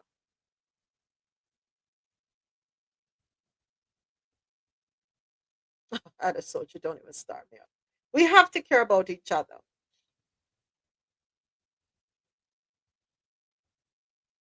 And many of us, we know somebody who is going through something. Many of us, we know somebody's going through something. Now, those of us who are going through, be honest with yourselves. Know when you need that help and reach out. Reach out.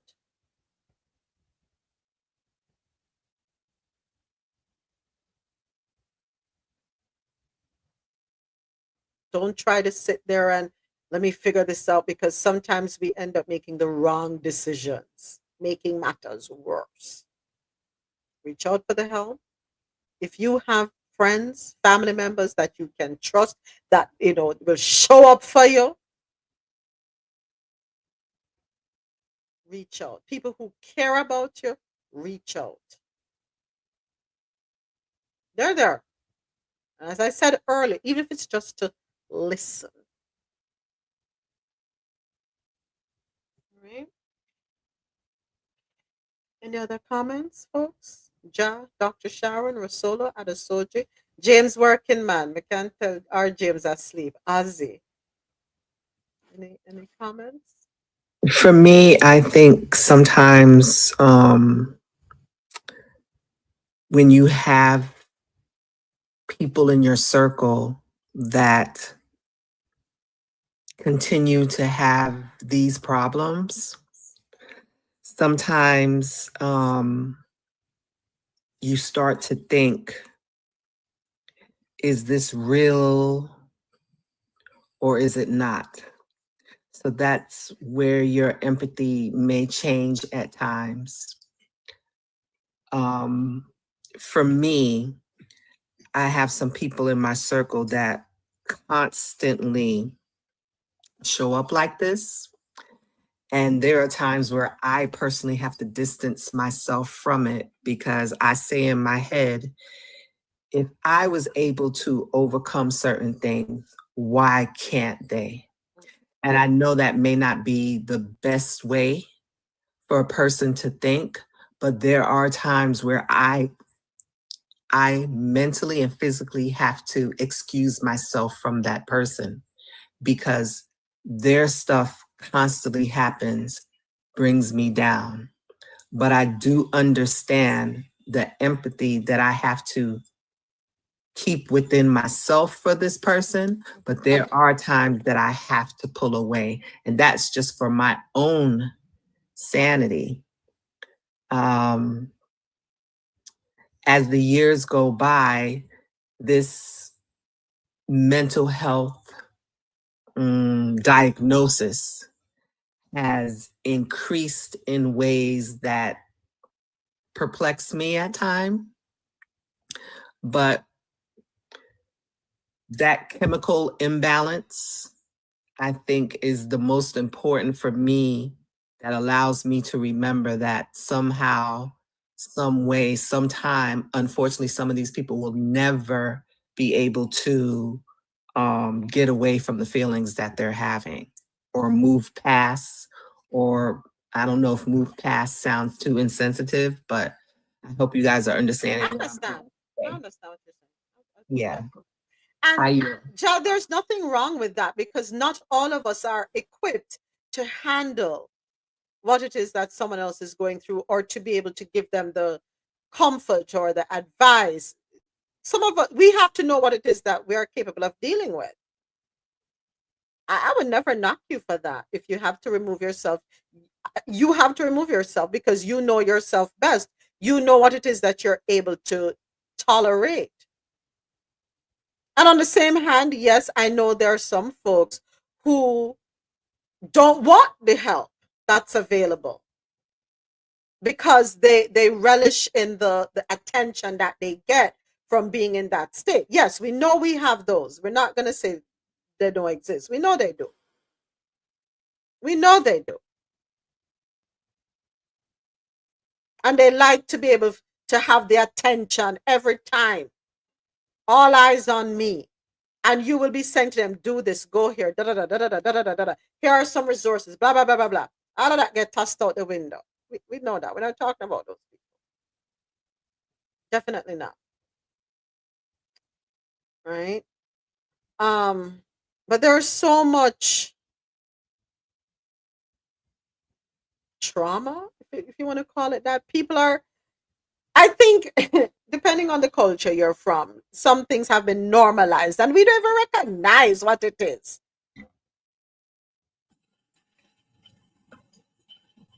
Go ahead, Soji. Go ahead. Go ahead. Well, when you say certain things have been normalized, okay, so to a certain degree, that's true, because sometimes society expects you to just put up and shut up and just get on with it. You understand? So when you come into a society where the ethos is work, work, work, and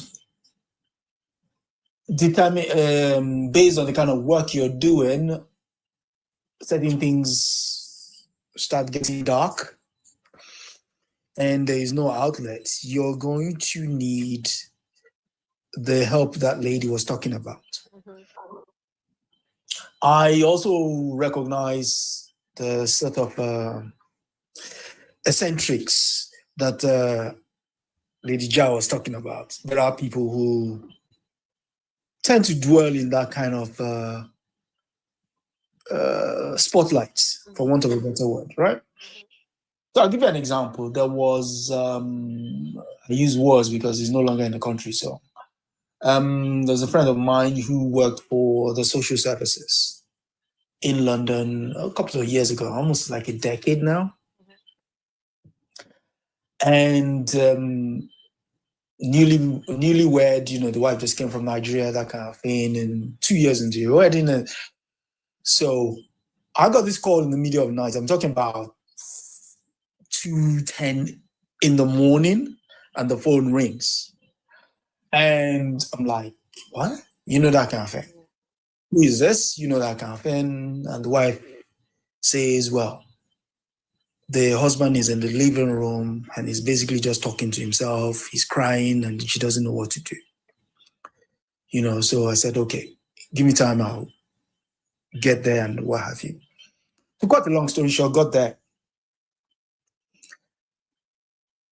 Told the wife to make, coffee and stuff like that because, I was half asleep, driving in the middle of London, So get there. And the guy, like she described him, was mumbling. He wasn't saying anything incoherent. He was simply mumbling. But when he saw my face, when he saw me, that kind of thing. Then I asked him, I said, what's going on? For want of a better word, do you know he starts describing the kind of cases he deals with? And some of them are gory to the point where no rational human being should be dealing with that kind of things without filter. And so over time, because the craze have built up and the way the councils were shaped at that time, if somebody went off sick, you had to take on the caseload. So you're getting stacks and stacks. Sometimes, usually you will see the job up to a point, you're writing a report and maybe you go off sick. Whoever is going to take that job will not start at the point of the report, because in order for them to get a picture of what it is they're talking about, they have to go through. So that process keeps repeating itself back and back and back. So I say all of that to say this. The nature of the jobs, like this lady is a content creator, there's the pressure to constantly produce. Sometimes that production goes unrewarded. And I don't mean in monetary terms alone, just simply appreciation. And that in itself drives you up the wall. It's like, what did I do wrong? What did I have to do? What did I, that kind of thing. So even before the next concept comes into your mind, in inverted commas, the validation, the previous validation not received becomes an issue in itself. And then if you do that 2 or 3 times and you get the same result, that builds up. Then all of a sudden that adulation returns. Can you see that's almost like roller coaster ride of emotions for a human being in a world where the algorithm constantly seeks that you provide nourishment for their eyes. It's not, at this point, it's no longer even entertainment. It's just nourishment for their eyes. And they might only engage with something you pour your heart and soul into for only 30 seconds and say, that's not for me. And so you're crushed. So again, the nature of the work coming from the place we come from, and where people will say, Moments, good morning, how are you? You know, that kind of thing. You okay? I saw you yesterday. Haha, you're looking good today. You know, that kind of, to a world where you're sat, a camera, a computer, a microphone, and you speak into the world. Sometimes, if we're lucky, we get feedbacks, we get 3 comments on you get 3 comments on that. And hopefully they're not from the same person. So all of that is crushing on the human spirit. The human spirit is not supposed to go through that kind of ringer on a constant basis. On a constant basis. You know, so when they do, and kudos to her, and I repeat this one, kudos to her. The fact that she was able to not only listen, but to also recognize the limits. Because some people will double down, like, well, that one didn't quite hit, and I'm going to carry on, you know. But you listen. When she said she laid down and she clapped her hands, and sometimes that's all you need, just to, you know, switch off the devices, the phone, the computer, but don't switch it off for too long. The reason I say that is this. Once you go into that hole and you take solace in solitude, it's going to be hard to come back out. That's when people now have to nudge you. And again, kudos to her for taking the invitation of our friend when she said, come, let's go have something to eat. That way, you're not only taking yourself away from it. I mean, when I finish any of the podcasts I do, sometimes for hours I don't even look at it. I'm serious. I don't even look at it. I don't, you know, it's there. I've done it. It's only later than when I look at it. And when I look at it now, because of years, certain things, there was another thing with regards to that content creator kind of paradigm, is this element of being perfect. You're talking about an imperfect human being seeking perfection in what they do. It doesn't exist.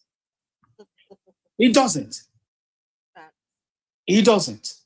So the moment you quickly realize that, it's a lot more easier to cope with whatever is out there.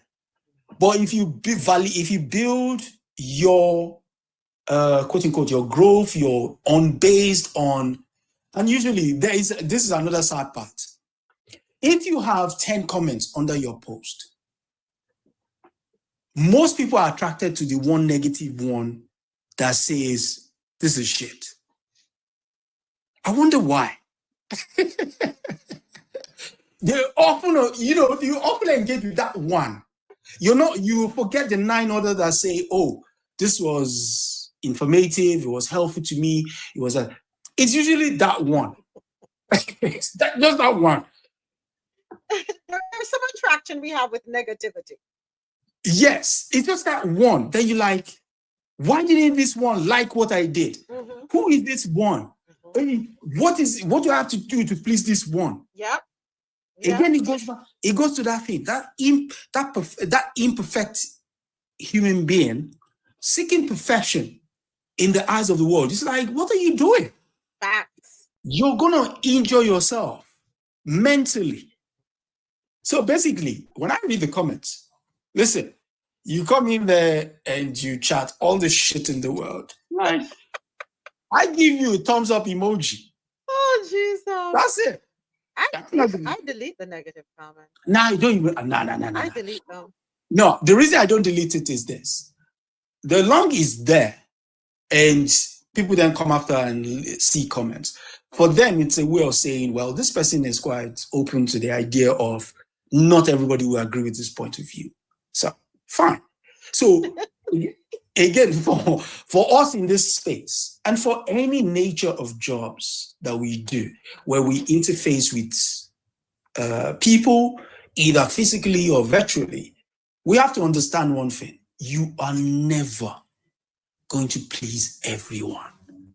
The faster you come to terms with that, the easier this journey would be. But the moment you don't, and you're what's the word? You're hell-bent on satisfying everyone. Oh my God.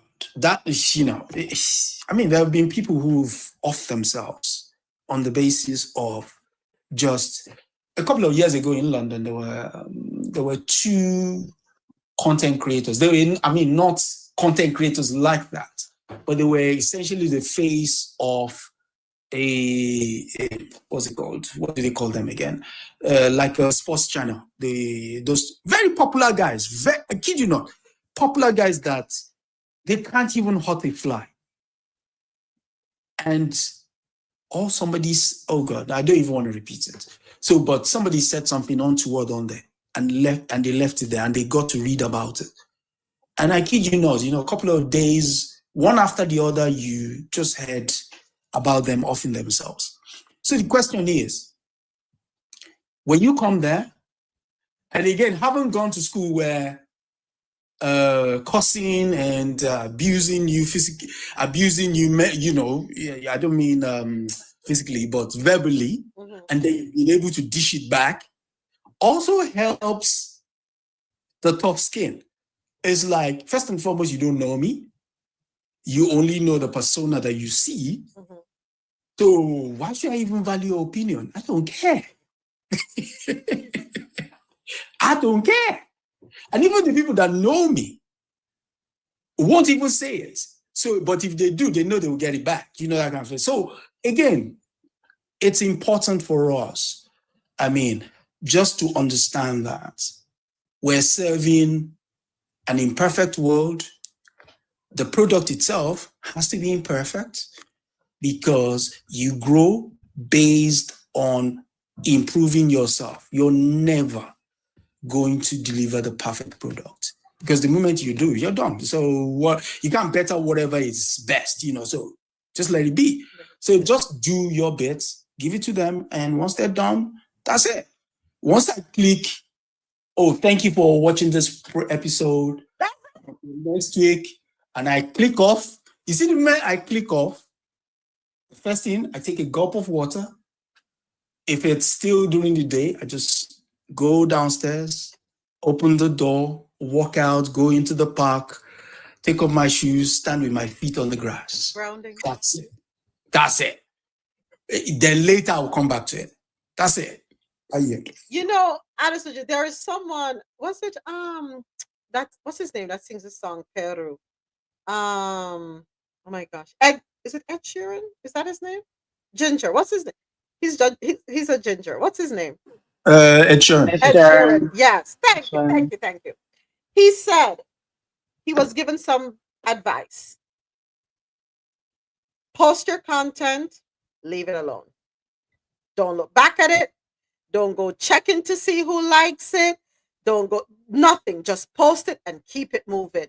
Because if you keep going back to look at how many views you've had, how many people have liked it, yada, yada, looking at the statistics, it can take you away from your purpose, your reason, your why.